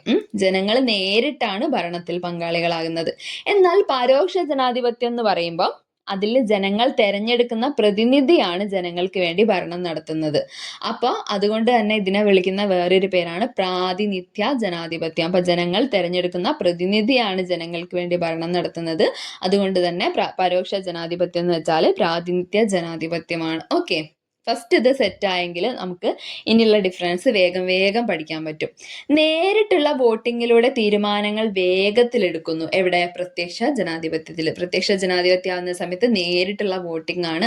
അതുകൊണ്ട് തന്നെ തീരുമാനങ്ങളൊക്കെ വേഗം എടുക്കാൻ വേണ്ടി പറ്റുന്നു. എന്നാൽ തെരഞ്ഞെടുക്കപ്പെട്ട ജനപ്രതിനിധികൾ തീരുമാനങ്ങൾ എടുക്കുന്നതിനാൽ പരോക്ഷ ജനാധിപത്യത്തിൽ കൂടുതൽ സമയമെടുക്കുന്നു. ഇതൊരു ഡിഫറൻസ് ആണ് കേട്ടോ. ഇനി അടുത്ത ഡിഫറൻസ്, ഈ ഒരു പ്രത്യക്ഷ ജനാധിപത്യത്തിൽ തീരുമാനങ്ങളൊക്കെ പൗരന്മാർ നേരിട്ടാണ് എടുക്കുന്നത്. അതുകൊണ്ട് തന്നെ സങ്കീർണത കുറവായിരിക്കും. പക്ഷെ പരോക്ഷ തെരഞ്ഞെടുപ്പിലാവുന്ന സമയത്ത് ഘടകകക്ഷികളെ അഭിപ്രായങ്ങൾ പരിഗണിക്കണം. അതുകൊണ്ട് തന്നെ പ്രതിനിധികൾ എടുക്കുന്ന തീരുമാനങ്ങൾ സങ്കീർണമായേക്കാം. അങ്ങനെ ഒരു കാര്യമുണ്ട് കേട്ടോ. പിന്നെ ജനസംഖ്യ കുറഞ്ഞ രാജ്യങ്ങളിൽ സാധ്യമാകുന്നതാണ് പ്രത്യക്ഷ ജനാധിപത്യം. എന്നാൽ ഇന്ത്യ പോലുള്ള വലിയ രാജ്യങ്ങളിൽ ശരിയാവുന്നതാണ് പരോക്ഷ ജനാധിപത്യം. അപ്പൊ ജനസംഖ്യ കൂടിയ രാജ്യങ്ങളിൽ സാധ്യമാകുന്നത് പരോക്ഷാണ്. എന്നാൽ ജനസംഖ്യ കുറഞ്ഞ രാജ്യങ്ങളിലാണ് പ്രത്യക്ഷ ജനാധിപത്യം ഓക്കെ ആവുന്നത് കേട്ടോ. പിന്നെ താരതമ്യേന ജനസംഖ്യയും ഭൂവിസ്തൃതിയും കുറഞ്ഞ പ്രദേശങ്ങളിലാണ് പ്രത്യക്ഷ ജനാധിപത്യം. അതേസമയം താരതമ്യേന ജനസംഖ്യയും ഭൂവിസ്തൃതിയും കൂടിയ പ്രദേശങ്ങളിലാണ് പരോക്ഷ ജനാധിപത്യം. നമ്മളിപ്പോൾ എക്സാമ്പിൾ പറയുകയാണെങ്കിൽ ഇന്ത്യ പരോക്ഷ ജനാധിപത്യത്തിന് എക്സാമ്പിൾ ആണ്. അതേപോലെ ഈ ഒരു പ്രത്യക്ഷ ജനാധിപത്യത്തിന് എക്സാമ്പിൾ ആയിട്ടുള്ളത് സ്വിറ്റ്സർലാൻഡും പുരാതന ഏഥൻസും ഒക്കെയാണ് കേട്ടോ. അപ്പൊ പുരാതന ഏഥൻസ്, സ്വിറ്റ്സർലാൻഡും ഒക്കെ പ്രത്യക്ഷ ജനാധിപത്യത്തിന് എക്സാമ്പിൾ ആണ്. ഇന്ത്യ ആണെങ്കിലോ പരോക്ഷ ജനാധിപത്യത്തിന് എക്സാമ്പിൾ ആണ്. ഇനി പ്രത്യക്ഷ ജനാധിപത്യത്തിന്റെ ആലയം എന്നറിയപ്പെടുന്നത് സ്വിറ്റ്സർലാൻഡ് ആണ്. വെരി ഇമ്പോർട്ടൻ്റ് ആണ്, പ്രീവിയസ് ക്വസ്റ്റ്യൻ ആണ്. പ്രത്യക്ഷ ജനാധിപത്യത്തിന്റെ ആലയം സ്വിറ്റ്സർലാൻഡ്. ലോകത്തിൽ ഏറ്റവും വലിയ ജനാധിപത്യ രാജ്യമാണ് ഇന്ത്യ. രാജഭരണം നിലനിൽക്കുന്ന രാജ്യങ്ങൾ പറയുകയാണെങ്കിൽ സൗദി അറേബ്യ, ഭൂട്ടാൻ, ബ്രൂണൈ. ഇതങ്ങനെ ഒരു പത്ര കട്ടിങ്ങിന്റെ പോലെ ടെക്സ്റ്റിൽ ഇങ്ങനെ കാണിക്കുന്നുണ്ട്. അതിൽ നിന്നൊക്കെ നമുക്ക് ഈ ഇതുപോലെ കൊടുക്കുന്ന ചിത്രങ്ങളിൽ നിന്നും അതേപോലുള്ള ഡയലോഗുകളിൽ നിന്നും അങ്ങനത്തെ കാര്യങ്ങളിൽ നിന്നൊക്കെ നമുക്കിപ്പോൾ പൊതുവെ ക്വസ്റ്റ്യൻ ചോദിച്ചു തുടങ്ങിയിട്ടുണ്ട് പുതിയ SCERT ന്ന്. അപ്പോൾ ഇതൊക്കെ വെരി ഇമ്പോർട്ടൻ്റ് ആണ്. ഈ ഒരു വാർത്താ കട്ടിങ്ങിൽ നിന്നാണ് നമുക്ക് ഈ ഫാക്ട്സ് ഒക്കെ കിട്ടിയത്. രാജഭരണം നിലനിൽക്കുന്ന രാജ്യങ്ങൾ ഏതൊക്കെയാ? Saudi Arabia, Bhutan, Brunei. Okay. ലോകത്തിലെ ഏറ്റവും വലിയ ജനാധിപത്യ രാജ്യത ഇന്ത്യ ആണ്. ഓക്കെ. പിന്നെ ജനാധിപത്യ ഭരണ സംവിധാനത്തിന് കുറച്ച് സവിശേഷതകളുണ്ട്. അത് ആണ് ഈ ഒരു പദസൂര്യൻ പോലെ കാണിച്ചിട്ടുള്ളത് കേട്ടോ. ഈ ഒരു ഇത് വെരി ഇമ്പോർട്ടൻ്റ് ആണ്. ജനാധിപത്യ സംവിധാനത്തിൽ ജനങ്ങൾക്കാണ് പരമമായ അധികാരം. പിന്നെ നിയമത്തിന് മുന്നിൽ എല്ലാവർക്കും തുല്യത ഉറപ്പുവരുത്തുന്നതിനെയാണ് നിയമവാഴ്ച എന്ന് പറയുന്നത്. അത് ജനാധിപത്യ ഭരണ സംവിധാനത്തിന്റെ ഒരു പ്രത്യേകതയാണ് കേട്ടോ. അപ്പൊ ജനാധിപത്യ സംവിധാനത്തിൽ ജനങ്ങൾക്ക് പരമമായ അധികാരമുണ്ട്. പിന്നെ എല്ലാവർക്കും തുല്യത ഉറപ്പുവരുത്തുന്ന നിയമവാഴ്ചയാണ് നിലനിൽക്കുന്നത്. രണ്ടും പഠിച്ചല്ലോ. ഇനി സ്വാതന്ത്ര്യവും നീതിപൂർവവുമായ തെരഞ്ഞെടുപ്പാണ് ജനാധിപത്യത്തിന്റെ ഒരു പ്രത്യേകത. പിന്നെ ജനങ്ങളെയും ഭരണകൂടത്തെയും തമ്മിൽ ബന്ധിപ്പിക്കാൻ സഹായിക്കുന്ന സ്വതന്ത്ര വാർത്താ മാധ്യമങ്ങൾ ജനാധിപത്യ രാജ്യങ്ങളിൽ ഉണ്ടായിരിക്കും. പിന്നെ ഗവൺമെന്റിനെ വിമർശിക്കാൻ വേണ്ടിയിട്ട് ഒരു പ്രതിപക്ഷം ഉണ്ടായിരിക്കും. അതായത് ഗവൺമെന്റിനെ വിമർശനങ്ങളിലൂടെ മെച്ചപ്പെടുത്താൻ സഹായിക്കുന്ന പ്രതിപക്ഷം. ഓക്കെ. ഇനി സ്വതന്ത്രവും നിഷ്പക്ഷവുമായ നീതിന്യായ വ്യവസ്ഥയായിരിക്കും ജനാധിപത്യ ഭരണ സംവിധാനത്തിൽ ഉണ്ടായിരിക്കുക. അപ്പൊ സ്വതന്ത്രവും നിഷ്പക്ഷവുമായ നീതിന്യായ വ്യവസ്ഥ, അതേപോലെ പ്രതിപക്ഷത്തിനെ ഓർക്കുക, ഗവൺമെന്റിനെ വിമർശനങ്ങളിലൂടെ മെച്ചപ്പെടുത്താൻ സഹായിക്കുന്ന ഒരു പ്രതിപക്ഷം ഉണ്ടായിരിക്കും. അതേസമയം ജനങ്ങളെ ഭരണകൂടത്തെയും തമ്മിൽ ബന്ധിപ്പിക്കാൻ വേണ്ടിയിട്ട് വാർത്താ മാധ്യമങ്ങൾ ഉണ്ടായിരിക്കും. ഈ പോയിന്റ്സ് ഓർത്ത് വെച്ചേക്കുക. പിന്നെ നീതിപൂർവമായ തെരഞ്ഞെടുപ്പ് നടക്കും അല്ലെ, സ്വതന്ത്രവും നീതിപൂർവമായ തെരഞ്ഞെടുപ്പ്. പിന്നെ നിയമവാഴ്ച ഓർക്കുക, ജനങ്ങൾക്ക് പരമമായ അധികാരം ഓർക്കുക. ഈ 6 ഫാക്ട്സ് വെരി ഇമ്പോർട്ടന്റ് ആണ്. ഇതിൽ പെടുന്നതെന്നൊക്കെ രീതിക്ക് നമുക്ക് ചോദിക്കാൻ ചാൻസ് ഉള്ളതാണ്. ഇതുപോലെ കുറച്ച് കാര്യങ്ങൾ കൊടുത്തിട്ടുണ്ട്. പൊതു ഇടങ്ങൾ വൃത്തിയായി സൂക്ഷിക്കുക, പിന്നെ മറ്റുള്ളവരുടെ താല്പര്യങ്ങളെ മാനിക്കുക, പൊതു നിയമങ്ങൾ അനുസരിക്കുക. ഇതൊക്കെ ജനാധിപത്യ ജീവിതക്രമത്തിന് അനിവാര്യമാണ് എന്ന്. എന്തൊക്കെയാ? പൊതു ഇടങ്ങൾ വൃത്തിയായി സൂക്ഷിക്കുക, അതേപോലെ മറ്റുള്ളവരുടെ താല്പര്യങ്ങളെ മാനിക്കുക, പൊതു നിയമങ്ങൾ അനുസരിക്കുക എന്നൊക്കെ പറയുന്നത് ജനാധിപത്യ ജീവിതക്രമത്തിന് അനിവാര്യമാണ്. ഓക്കെ. പിന്നെ തുല്യ പദവി, തുല്യ അവസരം, വിഭവങ്ങൾക്ക് മേലുള്ള തുല്യ അവകാശം എന്നിവയും ജനാധിപത്യത്തിന്റെ സവിശേഷതകളാണ് എന്ന് പറയുന്നുണ്ട് കേട്ടോ. പിന്നെ ആഹാരം, വസ്ത്രം, തൊഴിൽ എന്നിവ തിരഞ്ഞെടുക്കാനുള്ള സ്വാതന്ത്ര്യവും അഭിപ്രായങ്ങൾ തുറന്നു പറയാൻ കഴിയുന്ന സാഹചര്യവും ജനാധിപത്യ സമൂഹത്തിന്റെ സവിശേഷതകളാണ്. പിന്നെ ജനാധിപത്യ സമ്പ്രദായത്തിൽ ഭരണാധികാരികളെ തെരഞ്ഞെടുക്കുന്ന പ്രക്രിയനെ എന്താ വിളിക്കാൻ നമുക്കറിയാം? ഇലക്ഷൻ അല്ലെ, തെരഞ്ഞെടുപ്പ് എന്നാണ് പറയുന്നത്. തെരഞ്ഞെടുപ്പിന് കുറച്ച് ധർമ്മങ്ങളുണ്ട്. ഇതുപോലെ ടെക്സ്റ്റിൽ കൊടുത്തിട്ടുണ്ട്. ഗവൺമെന്റുകൾ രൂപീകരിക്കുന്നു, എല്ലാവർക്കും പ്രാതിനിധ്യം നൽകുന്നു. അതേപോലെ തെരഞ്ഞെടുപ്പിന്റെ മറ്റൊരു ധർമ്മമാണ് ഭരണകർത്താക്കളെ വളർത്തിയെടുക്കുന്നു. അതേപോലെ ജനാധിപത്യം ശക്തിപ്പെടുത്തുന്നു. പിന്നെ വോട്ടർമാരെ ബോധവൽക്കരിക്കുന്നു. അതുപോലെ തെരഞ്ഞെടുപ്പുകൾ ജനാഭിലാഷം പ്രതിഫലിപ്പിക്കുന്നു. ഓക്കെ. ഇത്രയും ഒക്കെ തെരഞ്ഞെടുപ്പിന്റെ ധർമ്മങ്ങളായിട്ട് ടെക്സ്റ്റിൽ പറയുന്നുണ്ട്. ഇനി നമ്മൾ നേരത്തെ പ്രത്യക്ഷ ജനാധിപത്യവും പങ്കാളിത്ത ജനാധിപത്യവും ഒക്കെ പഠിച്ചു. പ്രത്യക്ഷ ജനാധിപത്യം അല്ലെങ്കിൽ പങ്കാളിത്ത ജനാധിപത്യം, അതേപോലെ പരോക്ഷ ജനാധിപത്യം അല്ലെങ്കിൽ പ്രാതിനിധ്യ ജനാധിപത്യം ഒക്കെ പഠിച്ചു. അതുപോലെ തെരഞ്ഞെടുപ്പിലും 2 ടൈപ്പ് ഉണ്ട്. അതായത് ജനാധിപത്യ രാജ്യങ്ങളിൽ കൃത്യമായ ഇടവേളകളിൽ തെരഞ്ഞെടുപ്പ് നടക്കാറുണ്ട്. 2 തരത്തിലുള്ള തെരഞ്ഞെടുപ്പ് രീതികളാണുള്ളത്. ഒന്ന് പ്രത്യക്ഷ തെരഞ്ഞെടുപ്പും പിന്നെ പരോക്ഷ തെരഞ്ഞെടുപ്പും. ജനങ്ങൾ നേരിട്ട് അവരുടെ പ്രതിനിധികളെ തെരഞ്ഞെടുക്കുന്ന രീതിയെ പ്രത്യക്ഷ തെരഞ്ഞെടുപ്പ് എന്ന് പറയും. പ്രത്യക്ഷ തെരഞ്ഞെടുപ്പ് രീതിക്ക് ഉദാഹരണമാണ് ലോക്സഭാ തെരഞ്ഞെടുപ്പ്, സംസ്ഥാന നിയമസഭാ തെരഞ്ഞെടുപ്പ്, അതേപോലെ തദ്ദേശ സ്വയംഭരണ സ്ഥാപനങ്ങളിലേക്കുള്ള തെരഞ്ഞെടുപ്പ്. അപ്പം 3 പ്രത്യക്ഷ തെരഞ്ഞെടുപ്പിന് എക്സാമ്പിളാണ്, പഠിച്ചു വെച്ചേക്കുക. ലോക്സഭ, നിയമസഭ, തദ്ദേശ സ്വയംഭരണ തെരഞ്ഞെടുപ്പ്. ഓക്കെ. ഈ പഞ്ചായത്ത് ഇലക്ഷനൊക്കെ പ്രത്യക്ഷ തെരഞ്ഞെടുപ്പാണ്. നമ്മളൊക്കെ പോയി വോട്ട് ചെയ്യുന്നത് ഏതാണോ അതാണ് പ്രത്യക്ഷ തെരഞ്ഞെടുപ്പ്. ഓക്കെ. എല്ലാ ലോകത്തിൽ രാജ്യത്തുള്ള എല്ലാ ആൾക്കാരും വോട്ട് ചെയ്യുന്നതാണ് ഈ ലോക്സഭയിലേക്ക് അല്ലേ. അപ്പം അതൊക്കെ ഓർത്ത് വെച്ചേക്കാം. ഇനി ജനങ്ങൾ തെരഞ്ഞെടുത്ത് അയച്ച പ്രതിനിധികളാൽ തെരഞ്ഞെടുപ്പ് നടത്തുന്ന രീതിയെ വിളിക്കുന്ന പേരാണ് പരോക്ഷ തെരഞ്ഞെടുപ്പ് എന്നുള്ളത്. അതിന് എക്സാമ്പിൾ നമ്മളൊന്നും വോട്ട് ചെയ്യുന്നതല്ല അല്ലേ. ഇലക്ട് ചെയ്തിട്ട് നമ്മൾ അയച്ചിട്ടുള്ള പ്രതിനിധികളാണ് അതിന് വോട്ട് ചെയ്യുന്നത്. അതിന് എക്സാമ്പിളാണ് രാഷ്ട്രപതി തെരഞ്ഞെടുപ്പ്, അതേപോലെ ഉപരാഷ്ട്രപതി തെരഞ്ഞെടുപ്പ്, രാജ്യസഭാ തെരഞ്ഞെടുപ്പൊക്കെ. അപ്പോൾ രാഷ്ട്രപതി, ഉപരാഷ്ട്രപതി, രാജ്യസഭ ഈ 3 എണ്ണം വരുന്നത് എവിടെയാ? പരോക്ഷ തെരഞ്ഞെടുപ്പ് ആണ് ഉൾപ്പെടുന്നത്. ഓക്കെ, അതിനൊന്നും നമ്മൾ ഡയറക്റ്റ് വോട്ട് ചെയ്യുന്നില്ല, നമ്മളെ പ്രതിനിധികളാണ് അതിനൊക്കെ വേണ്ടി വോട്ട് ചെയ്യുന്നത്. ഇനി തെരഞ്ഞെടുപ്പിൻ്റെ ഘട്ടങ്ങൾ ടെക്സ്റ്റിൽ പറയുന്നുണ്ട്. ഇത് ഓർഡർ മാറ്റിയിട്ടൊക്കെ നമുക്ക് PYQ ആണ്. ഇത് പുതിയ SCERT മാത്രമല്ല പഴയ SCERT ഉണ്ടായിരുന്നു. അതിലേക്ക് ഈ ഒരു പുതിയതായ സമയത്ത് രണ്ട് മൂന്ന് സ്റ്റെപ്സ് കൂടുതലായിട്ട് അഡീഷണൽ ആയിട്ട് കാണുന്നുണ്ട്. അപ്പോൾ ഇത് നമ്മൾ മനപ്പാടാക്കി വെക്കണം, കാരണം അതിൻ്റെ ഓർഡർ മാറ്റിയിട്ട് നമ്മളോട് ഓൾറെഡി ചോദിച്ചു കഴിഞ്ഞ ക്വസ്റ്റ്യൻ ആണ്. അപ്പം മസ്റ്റായും പഠിച്ചു വെച്ചേക്കാം കേട്ടോ. ഫസ്റ്റ് സ്റ്റെപ്പ് എന്ന് പറഞ്ഞാൽ തെരഞ്ഞെടുപ്പ് ഉദ്യോഗസ്ഥരെ നിയമിക്കുക എന്നുള്ളതാണ്. തെരഞ്ഞെടുപ്പ് ഉദ്യോഗസ്ഥരെ നിയമിക്കുക. അവർ തെരഞ്ഞെടുപ്പ് വിജ്ഞാപനം പുറപ്പെടുവിക്കുക. അതായത് ഇങ്ങനെ ഒരു തെരഞ്ഞെടുപ്പ് നടക്കാൻ പോകുന്നുണ്ട്, ഇന്ന ഡേറ്റുകളാണ്, കാര്യങ്ങളാണ്, അങ്ങനെയൊക്കെ പറഞ്ഞ് തെരഞ്ഞെടുപ്പ് വിജ്ഞാപനം പുറപ്പെടുവിക്കുക. പിന്നെ നാമനിർദ്ദേശ പത്രിക സമർപ്പിക്കുക. അതായത് ഇപ്പോൾ ഒരു ലോക്സഭാ തെരഞ്ഞെടുപ്പ് നടക്കാൻ പോകുന്നുണ്ട് എന്നൊക്കെ ആദ്യം തന്നെ വിജ്ഞാപനം ചെയ്യണം. അതിനുശേഷം ആ വിജ്ഞാപനത്തിൻ്റെ പുറത്ത് അതിൻ്റെ ശേഷം നാമനിർദ്ദേശ പത്രിക സമർപ്പിക്കും. പല ആളുകൾ നാമനിർദ്ദേശ പത്രിക സമർപ്പിക്കും. അത് സൂക്ഷ്മ പരിശോധന ചെയ്യുക, നല്ലോണം അനലൈസ് ചെയ്യുക എന്നുള്ളതാണ് നെക്സ്റ്റ് സ്റ്റെപ്പ്. ഈ സൂക്ഷ്മ പരിശോധനയ്ക്ക് ശേഷമാണ് നാമനിർദ്ദേശ പത്രിക പിൻവലിക്കാനുള്ള ഒരു അവസരം കൊടുക്കുന്നത്. വേണ്ടാന്നുള്ളവർക്ക് അത് വേണമെങ്കിൽ പിൻവലിക്കുക, അതിനുള്ള അവസരം കൊടുക്കുന്നത്. പിന്നെ തെരഞ്ഞെടുപ്പ് പ്രചരണമാണ്. പ്രചരണത്തിനൊരു ടൈം ഉണ്ടാവും. പിന്നെ അതിൻ്റെ ശേഷം ഇലക്ഷൻ നടക്കും, അതായത് വോട്ടെടുപ്പ് നടക്കും. വോട്ടെടുപ്പിന് ശേഷം വോട്ടെണ്ണലും ഫലപ്രഖ്യാപനവും ഉണ്ടായിരിക്കും. ഓക്കെ, അപ്പോൾ തെരഞ്ഞെടുപ്പ് ഉദ്യോഗസ്ഥരെ നിയമിക്കുക, ഫസ്റ്റ് സ്റ്റെപ്പ് അതാണ്. പിന്നെ തെരഞ്ഞെടുപ്പ് വിജ്ഞാപനം കഴിഞ്ഞ് കഴിഞ്ഞാൽ നാമനിർദ്ദേശ പത്രിക സമർപ്പിക്കുക. സമർപ്പിച്ചതൊക്കെ ഒന്ന് സൂക്ഷ്മ പരിശോധന ചെയ്യുക. അതിൻ്റെ ശേഷം ഏതെങ്കിലും പിൻവലിക്കണം എന്നുണ്ടെങ്കിൽ നാമനിർദ്ദേശ പത്രിക പിൻവലിക്കുക. അപ്പോൾ ഈ ഒരു ഓർഡർ മാറിപ്പോകരുത്. സമർപ്പിക്കുക, പരിശോധന, പിൻവലിക്കൽ, സമർപ്പിക്കുക, പരിശോധന, പിൻവലിക്കൽ, സെറ്റാണല്ലോ. പിന്നെ തെരഞ്ഞെടുപ്പ് പ്രചരണം നടക്കും, വോട്ടെടുപ്പ് നടക്കും, വോട്ടെണ്ണലും ഫലപ്രഖ്യാപനം. ഇത്രയാണ് നമ്മളെ തെരഞ്ഞെടുപ്പിൻ്റെ വിവിധ ഘട്ടങ്ങൾ. സെറ്റാന്ന് വിചാരിക്കുന്നു. ഇനി നമുക്ക് കേന്ദ്ര തെരഞ്ഞെടുപ്പ് കമ്മീഷനാണ് പഠിക്കാനുള്ളത് കേട്ടോ.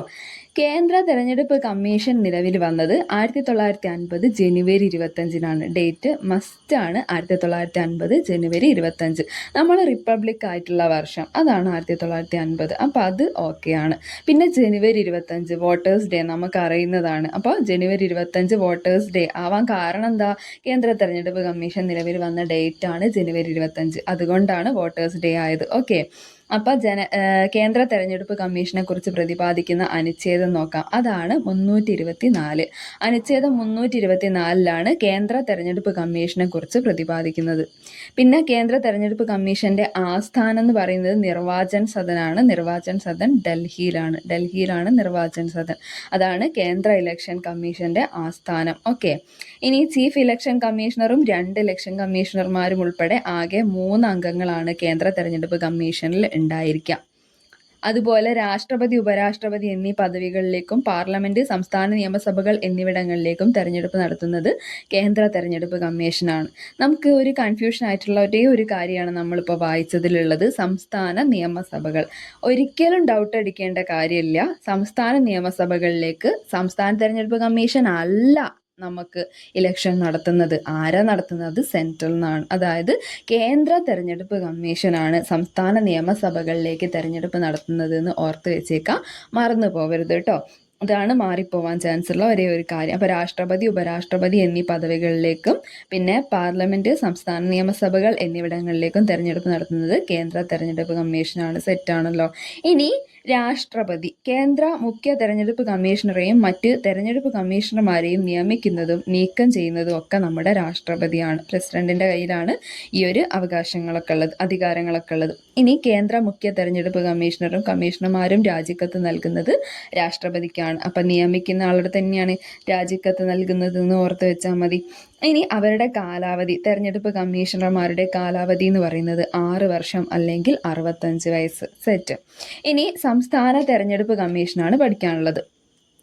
കേരള സംസ്ഥാന തെരഞ്ഞെടുപ്പ് കമ്മീഷൻ നിലവിൽ വന്നത് 1993 ഡിസംബർ 3-നാണ്. അതിൻ്റെ ഒരു 3-ൻ്റെ ഒരു കളിയുണ്ട്. അപ്പോൾ 1993 ഡിസംബർ 3. അപ്പോൾ രണ്ടും 3 കേട്ടോ. ഈ ഡിസംബർ എന്ന് പറയുമ്പം 12ാമത്തെ മാസമല്ലേ, 12ാമത്തെ മാസത്തിൽ 1ഉം 2ഉം കൂട്ടിയിട്ടുണ്ടെങ്കിൽ നമുക്ക് 3 തന്നെയാണ് കിട്ടുന്നത്. ഓക്കെ, അപ്പോൾ അത് സെറ്റാന്ന് വിചാരിക്കുന്നു. അപ്പോൾ 1993 ഡിസംബർ 3-നാണ് കേരള സംസ്ഥാന തെരഞ്ഞെടുപ്പ് കമ്മീഷൻ നിലവിൽ വന്നത്. ഇത് വന്നിട്ടുള്ള അനുച്ഛേദം എന്ന് പറയുന്നത് 243 243 243 കെ എന്ന് പറയണം, കാരണം ആദ്യത്തെ സബ്സെക്ഷൻ കെ പ്രകാരമാണ് സംസ്ഥാനത്തെ തെരഞ്ഞെടുപ്പ് കമ്മീഷൻ വന്നിട്ടുള്ളത്. പിന്നെ സംസ്ഥാന തെരഞ്ഞെടുപ്പ് കമ്മീഷണറെ നിയമിക്കുന്നത് ഗവർണറാണ്. കേന്ദ്രത്തിൽ പ്രസിഡന്റ് ചെയ്യുന്ന കാര്യം സംസ്ഥാനത്തിൽ ഗവർണറാണ് ചെയ്യുക ഓൾവേസ്. പിന്നെ സംസ്ഥാന തെരഞ്ഞെടുപ്പ് കമ്മീഷണറെ നീക്കം ചെയ്തത് വെരി ഇമ്പോർട്ടൻ്റ് ആണ്, രാഷ്ട്രപതിയാണ്. ഈ ഇലക്ഷൻ PSC ഇതുപോലത്തെ കാര്യങ്ങൾക്കൊക്കെ ഇങ്ങനെ തന്നെയാണ് കേട്ടോ വരുന്നത്. അതായത് സംസ്ഥാന തെരഞ്ഞെടുപ്പ് കമ്മീഷണറെ നീക്കം ചെയ്യുന്നത് രാഷ്ട്രപതി, നിയമിക്കുന്നത് ഗവർണറും സംസ്ഥാന ഇലക്ഷൻ കമ്മീഷന്റെ ആൾക്കാരെ നീക്കം ചെയ്യുന്നത് രാഷ്ട്രപതിയുമാണ്. നീക്കം ചെയ്യാൻ വേണ്ടി മാത്രം രാഷ്ട്രപതി. ഓക്കെ, ഇത് മാറിപ്പോയത്. PSCക്കും ഇങ്ങനെ തന്നെയാണ്. അതേപോലെ മനുഷ്യാവകാശത്തിനും സെയിം പാറ്റേൺ തന്നെയാണ് വരുന്നത്. മറ്റുള്ളവർക്കൊക്കെ ഇപ്പം നിയമിക്കുന്നത് ഗവർണർ ആണെന്നുണ്ടെങ്കിൽ നീക്കം ചെയ്യുന്നതും ഗവർണർ തന്നെയായിരിക്കും. പക്ഷേ ഈ ഒരു മനുഷ്യാവകാശം, PSC, അതേപോലെ സംസ്ഥാന തെരഞ്ഞെടുപ്പ് കമ്മീഷൻ, ഈ 3 കാര്യം നോട്ട് ചെയ്ത് വെച്ചേക്കുക. ഇതിന് നീക്കം ചെയ്യുന്നത് ആരാ? രാഷ്ട്രപതിയാണ്. പക്ഷെ നിയമിക്കുന്നത് ഗവർണർ തന്നെയാണ് കേട്ടോ. ഇനി തദ്ദേശ സ്വയംഭരണ സ്ഥാപനങ്ങളിലേക്കുള്ള തെരഞ്ഞെടുപ്പുകൾക്ക് മേൽനോട്ടം വഹിക്കുന്നത് സംസ്ഥാന തെരഞ്ഞെടുപ്പ് കമ്മീഷനാണ്. സംസ്ഥാന തെരഞ്ഞെടുപ്പ് കമ്മീഷനാണ് ഈ ഒരു പഞ്ചായത്തിലേക്കൊക്കെ, നമ്മളൊക്കെ പഞ്ചായത്ത് ഇലക്ഷന് വോട്ട് ചെയ്യും അല്ലേ, അതിലേക്കൊക്കെ മേൽനോട്ടം വഹിക്കുന്നത് ആരാ? സംസ്ഥാന തെരഞ്ഞെടുപ്പ് കമ്മീഷനാണ്. ഇനി പറയുന്നത് അവരെ കാലാവധിയാണ്. കാലാവധി എന്ന് പറയുന്നത് 5 വർഷം അല്ലെങ്കിൽ 65 വയസ്സ് വരെ. അതായത് കേരള സംസ്ഥാന തെരഞ്ഞെടുപ്പ് കമ്മീഷണർമാരുടെ കാലാവധി 5 വർഷം അല്ലെങ്കിൽ 65 വയസ്സ് വരെ. ഓക്കെ, ഇനി തദ്ദേശ സ്വയംഭരണ സ്ഥാപനങ്ങളെ കുറിച്ചിട്ടാണ് നമുക്ക് പഠിക്കാനുള്ളത്. ഗ്രാമപ്രദേശത്തുള്ള ത്രിതല പഞ്ചായത്ത് സംവിധാനങ്ങളും നഗരപ്രദേശത്തിലുള്ള ഭരണ സ്ഥാപനങ്ങളും എല്ലാം ഉൾക്കൊള്ളുന്നവയാണ് തദ്ദേശ സ്വയംഭരണ സ്ഥാപനങ്ങൾ എന്ന് പറയുന്നത്. നമ്മൾ പൊതുവെ പഞ്ചായത്തിനാണ് അല്ലേ പറയാ. അതേപോലെ തന്നെ നഗരപ്രദേശത്തിലുള്ള ഭരണ സ്ഥാപനങ്ങളും ഉൾക്കൊള്ളുന്നുണ്ട് തദ്ദേശ സ്വയംഭരണ സ്ഥാപനം എന്ന് പറയുമ്പോൾ. അപ്പം ത്രിതല പഞ്ചായത്ത് സംവിധാനത്തിൽ ഉൾപ്പെടുന്നവയാണ് ഗ്രാമപഞ്ചായത്ത്, ബ്ലോക്ക് പഞ്ചായത്ത്, ജില്ലാ പഞ്ചായത്ത്. ഗ്രാമം, ബ്ലോക്ക്, ജില്ല, ഈ 3 സ്റ്റേജസ്, ഈ 3 പഞ്ചായത്തുകളെയും കൂടിയാണ് ത്രിതല പഞ്ചായത്ത് സംവിധാനം എന്ന് പറയുന്നത്. പിന്നെ ഈ ത്രിതല പഞ്ചായത്ത് സംവിധാനത്തിൽ താഴത്ത് വരുന്നത് ഗ്രാമപഞ്ചായത്താണ്. ഏറ്റവും താഴത്തെ തലം ആണ് ഗ്രാമപഞ്ചായത്ത്, ഉയർന്ന തലമാണ് ജില്ലാ പഞ്ചായത്ത്. അപ്പൊ ഗ്രാമപഞ്ചായത്ത് ഏറ്റവും താഴ്ന്ന തലവും ജില്ലാ പഞ്ചായത്ത് ഏറ്റവും ഉയർന്ന തലമാണ്. ത്രിതല പഞ്ചായത്തിന്റെ ഏറ്റവും ഉയർന്ന തലമാണ് ജില്ലാ പഞ്ചായത്ത്. ഓക്കെ, സെറ്റ് ആണല്ലോ. ഇനി 1992 2 ഇമ്പോർട്ടന്റ് ഭേദഗതികളാണ് പഠിക്കാനുള്ളത്. 73-ഉം 74-ഉം. നമ്മൾ ഒരുപാട് വട്ടം PSCന്റെ പ്രീവിയസ് ക്വസ്റ്റ്യൻസിലൊക്കെ കണ്ട ക്വസ്റ്റ്യൻ ആണ് 73-ഉം 74-ഉം. 73 എന്ന് പറയുന്ന സമയത്ത് പഞ്ചായത്ത് രാജ് നിയമം പാസാക്കിയ ഭരണഘടനാ ഭേദഗതിയാണ് 73-ാം ഭേദഗതി, 1992. ഓക്കെ, അതേപോലെ 74 എന്ന് പറയുന്ന സമയത്ത് നഗരപാലിക നിയമം പാസാക്കിയ ഭരണഘടനാ ഭേദഗതിയാണ്, അതും 1992. അപ്പൊ 1992 2 ഭേദഗതികൾ, 2 അമെന്റ്മെന്റ് ഓർത്ത് വെച്ചേക്കുക. 73-ഉം 74-ഉം. 73 പഞ്ചായത്ത് രാജ് ആണെങ്കിൽ 74 നഗരപാലിക നിയമം ആണ്. ഓക്കെ, ഇനി നമുക്ക് ഗ്രാമസഭേനെ കുറിച്ച് കുറച്ച് കാര്യങ്ങൾ പഠിക്കാം. റീസെന്റ് ആയിട്ട് PSC എക്സാംസിന് ഗ്രാമസഭേന്റെ സാന്നിധ്യം നല്ലോണം ഉണ്ട്. ഗ്രാമസഭയുടെ അധ്യക്ഷൻ ആരാന്നൊക്കെ പറഞ്ഞിട്ടും ആരാണ് വിളിച്ചു കൂട്ടുന്നതൊക്കെ പറഞ്ഞിട്ടും ഒക്കെ നമുക്ക് ക്വസ്റ്റ്യൻസ് വന്നിട്ടുണ്ട്. ഈ 2025 തന്നെ റീസെന്റ് ആയിട്ട് നമുക്ക് ഗ്രാമസഭേന്റെ അധ്യക്ഷൻ ചോദിച്ചു. ആരാ ഗ്രാമസഭേന്റെ അധ്യക്ഷൻ? പഞ്ചായത്ത് പ്രസിഡന്റ് ആണ് കേട്ടോ. ഗ്രാമസഭ വിളിച്ചു കൂട്ടുന്നത് വാർഡ് മെമ്പറുമാണ്, മാറിപ്പോവരുത്. അപ്പം പഞ്ചായത്ത് രാജ് സംവിധാനത്തിലെ അടിസ്ഥാനമാണ് ഗ്രാമസഭ എന്ന് പറയുന്നത്. ഒരു പ്രദേശത്തിന്റെ ഭരണവികസന പ്രക്രിയയിൽ എല്ലാ ജനങ്ങൾക്കും പങ്കാളികളാകാനും തീരുമാനങ്ങൾ എടുക്കാനും അവസരം ലഭിക്കുന്ന ഒരു വേദിയാണ് ഗ്രാമസഭ. അതായത് നമുക്കൊക്കെ ഗ്രാമസഭയിൽ പങ്കെടുക്കാൻ പറ്റും അല്ലേ? 18 വയസ്സിന് മേലെയുള്ള എല്ലാവർക്കും പങ്കെടുക്കാൻ പറ്റും. ഒരു പഞ്ചായത്തിലെ ഓരോ വാർഡിലെയും വോട്ടർ പട്ടികയിൽ പേര് ചേർക്കപ്പെട്ട മുഴുവൻ ജനങ്ങളും ഗ്രാമസഭയിൽ അംഗമാണ്. വോട്ടർ പട്ടികയിൽ ഉണ്ടായിരിക്കണം എന്നേ ഉള്ളൂ. 18 വയസ്സ് കഴിഞ്ഞ് കഴിഞ്ഞാൽ നമ്മൾ എന്തായാലും വോട്ടർ പട്ടികയിൽ ഈ ID കാർഡൊക്കെ എടുത്ത് വോട്ടർ പട്ടികയിൽ പേര് വരും. അപ്പോൾ അങ്ങനെ ചേർക്കപ്പെട്ട എല്ലാ ആൾക്കാരും, അതായത് എല്ലാ 18 വയസ്സിന് മേലുള്ള ആൾക്കാർക്കും എന്താക്കാൻ പറ്റും, വോട്ടർമാർക്കും ഗ്രാമസഭയിൽ പങ്കെടുക്കാൻ പറ്റും. ഗ്രാമസഭ വിളിച്ചു കൂട്ടുന്നത് വാർഡ് മെമ്പറാണ്. ഗ്രാമസഭയുടെ അധ്യക്ഷൻ പഞ്ചായത്ത് പ്രസിഡന്റാണ്. ഇമ്പോർട്ടന്റ് ആണ്, ഇത് രണ്ടും മാറിപ്പോകരുത്. വിളിച്ചു കൂട്ടുന്നത് വാർഡ് മെമ്പർ, വിളിച്ചു കൂട്ടുന്നത്, അപ്പൊ വിളിച്ചു കൂട്ടുന്നത് വാർഡ് മെമ്പർ, അധ്യക്ഷൻ പഞ്ചായത്ത് പ്രസിഡന്റ്. ഓക്കെ, ഇനി ഗ്രാമസഭേനെ കുറിച്ചിട്ട് നമ്മളെ കോൺസ്റ്റിറ്റ്യൂഷനിൽ ഒരു വകുപ്പിൽ പറയുന്നുണ്ട്. ഏത് വകുപ്പാണത്? 243A PSC പ്രീവിയസ് ക്വസ്റ്റ്യൻ ആണ്. 243A ഗ്രാമസഭേനെ കുറിച്ച് പ്രതിപാദിക്കുന്നത് ഭരണഘടനയിൽ. ഓക്കെ, ഇനി നഗരങ്ങളിൽ ഗ്രാമസഭ എന്ത് പേരിലാണ് അറിയപ്പെടുന്നത്? വാർഡ് സഭ. ഓക്കെ, വാർഡ് സഭ എന്നാണ് നഗരങ്ങളിൽ ഗ്രാമസഭ അറിയപ്പെടുന്നത്. നഗരപ്രദേശങ്ങളിലെ ഭരണ സ്ഥാപനങ്ങൾ എന്ന് പറഞ്ഞാൽ മുനിസിപ്പാലിറ്റികളുണ്ട്, കോർപ്പറേഷനുകളുണ്ട്. ചെറിയ പട്ടണങ്ങളിൽ ഭരണം നടത്തുന്ന തദ്ദേശ സ്വയംഭരണ സ്ഥാപനമാണ് മുനിസിപ്പൽ കൗൺസിൽ. എന്നാൽ വലിയ പട്ടണങ്ങളിലാണെങ്കിൽ മുനിസിപ്പൽ കോർപ്പറേഷൻ. വലിയ പട്ടണങ്ങളിൽ ഭരണം നടത്തുന്ന തദ്ദേശ സ്വയംഭരണ സ്ഥാപനം മുനിസിപ്പൽ കോർപ്പറേഷൻ, ചെറിയ പട്ടണങ്ങളിലാണെങ്കിൽ കൗൺസിൽ. സെറ്റ് ആണല്ലോ. ഇനി തദ്ദേശ സ്വയംഭരണ സ്ഥാപനങ്ങളിലെ ഭരണസമിതിയുടെ കാലാവധി അതെത്രയാ? 5 വർഷമാണ് കേട്ടോ. 5 വർഷം കൂടുമ്പോഴല്ലേ നമുക്ക് പഞ്ചായത്ത് ഇലക്ഷൻ ഒക്കെ നടത്തുന്നത്. അപ്പൊ അത് ഓർത്ത് വെച്ചാൽ മതി. അപ്പൊ തദ്ദേശ സ്വയംഭരണ സ്ഥാപനങ്ങളിലെ ഭരണസമിതി കാലാവധി എന്ന് പറയുന്നത് 5 വർഷം ആണ്. ഇനി നമുക്ക് ടെക്സ്റ്റിൽ കേരള നിയമസഭേന്റെ കുറച്ച് ഹിസ്റ്ററി ഇങ്ങനെ ഈ ഒരു ഗ്രീൻ കോളത്തിൽ ഇങ്ങനെ കാണിക്കുന്നുണ്ട്. ഇതുപോലത്തെ കോളംസ് ഒക്കെ വെരി ഇമ്പോർട്ടൻ്റ് ആണ്, നമ്മൾ പറഞ്ഞു കഴിഞ്ഞു അല്ലേ. അപ്പം അതിനൊക്കെയാണ് PSC ചോദിക്കുന്നത്. നോക്കാം. കേരള സംസ്ഥാനത്തിന്റെ നിയമനിർമ്മാണ സഭ ആണ് കേരള നിയമസഭ എന്ന് പറയുന്നത്. കേരള നിയമസഭയുടെ ആസ്ഥാനം തിരുവനന്തപുരത്താണ്. കേരള സംസ്ഥാനത്തിന്റെ നിയമനിർമ്മാണ സഭയാണ് കേരള നിയമസഭ, ആസ്ഥാനം തിരുവനന്തപുരത്താണ്. തിരുവിതാംകൂർ ലെജിസ്ലേറ്റീവ് കൗൺസിൽ സ്ഥാപിതമായത് 1888 ഈ 1888 കാണുമ്പോൾ വേറെ ഏതൊരു ഇയറാ ഓർമ്മ വരുന്നത്? അരുവിപ്പുറം പ്രതിഷ്ഠ. ശ്രീനാരായണ ഗുരു അരുവിപ്പുറം പ്രതിഷ്ഠ നടത്തിയത് ഇതേ സെയിം വർഷത്തിൽ തന്നെയാണ്. നമ്മൾ ഇതുപോലെ മുന്നേ പഠിച്ചു വെച്ചിട്ടുള്ള കുറച്ച് ഫാക്ട്സ് ഒക്കെ നമ്മൾ ഏതെങ്കിലും ഇയറുമായിട്ടൊക്കെ ചേർത്ത് ഓർത്ത് ഇങ്ങനെ കണക്ട് ചെയ്ത് വെച്ച് വെച്ചാൽ കുറച്ചും കൂടിയും പഠിക്കുന്നത് സിമ്പിളായിട്ട് കിട്ടും കേട്ടോ. ഇത് പിന്നെ ശ്രീമൂലം പ്രജാസഭ സ്ഥാപിക്കപ്പെട്ടത് 1904 ഇപ്പൊ തിരുവിതാംകൂർ ലെജിസ്ലേറ്റീവ് കൗൺസിലിന്റെ ഇയർ, അരുവിപ്പുറത്തിന്റെ ഇയർ അതേത് വർഷം? 1888 ശ്രീമൂലം പ്രജാസഭ സ്ഥാപിക്കപ്പെട്ടത് 1904 ഓക്കെ, ഇനി തിരുക്കൊച്ചി നിയമനിർമ്മാണ സഭ രൂപീകൃതമായത് എപ്പോഴാ? അത് 1949 തിരുക്കൊച്ചി വന്നത് 1949. കേരള നിയമസഭയുടെ ആദ്യ സമ്മേളനം നടന്നത് 1957 ഏപ്രിൽ 27 അതുകൊണ്ട് തന്നെ ഈ ഒരു ഏപ്രിൽ 27 കേരള നിയമസഭാ ദിനമായിട്ട് ആഘോഷിച്ചു വരുന്നു. ഓക്കെ, അപ്പൊ ഏപ്രിൽ 27 കേരള നിയമസഭാ ദിനം. കാരണം കേരള നിയമസഭയുടെ ആദ്യ സമ്മേളനം നടന്നത് 1957 ഏപ്രിൽ 27 അതുകൊണ്ടാണ്. ഓക്കെ, ഇനി ആരാ MLA നോക്കാം. മെമ്പർ ഓഫ് ലെജിസ്ലേറ്റീവ് അസംബ്ലി ആണ് MLA എന്നുള്ളതിന്റെ ഫുൾ ഫോം. നിയമസഭയിൽ ജനങ്ങൾക്ക് വേണ്ടി സംസാരിക്കുന്നത് നമ്മുടെ MLA ആയിരിക്കും കേട്ടോ. ഇനി ഇങ്ങനെ സാർവത്രിക പ്രായപൂർത്തി വോട്ടവകാശത്തിനെ കുറിച്ച് ഒരു കോളത്തിൽ പറയുന്നുണ്ട്. എന്താ നോക്കാം. യാതൊരു വിവേചനങ്ങളും ഇല്ലാതെ നിശ്ചിത പ്രായം പൂർത്തിയായ എല്ലാവർക്കും തെരഞ്ഞെടുപ്പിൽ വോട്ട് ചെയ്യാനുള്ള അവകാശത്തിനാണ് സാർവത്രിക പ്രായപൂർത്തി വോട്ടവകാശം എന്ന് പറയുന്നത്. എന്താണ്? ഒരു വിവേചനവും ഇല്ലാതെ, യാതൊരു വിവേചനവും ഇല്ലാതെ നിശ്ചിത പ്രായം പൂർത്തിയായ എല്ലാവർക്കും തെരഞ്ഞെടുപ്പിൽ വോട്ട് ചെയ്യാനുള്ള അവകാശത്തെയാണ് സാർവത്രിക പ്രായപൂർത്തി വോട്ടവകാശം എന്ന് പറയുന്നത്. സാർവത്രിക പ്രായപൂർത്തി വോട്ടവകാശത്തെ കുറിച്ച് പ്രതിപാദിക്കുന്ന ഭരണഘടനാ വകുപ്പാണ് 326.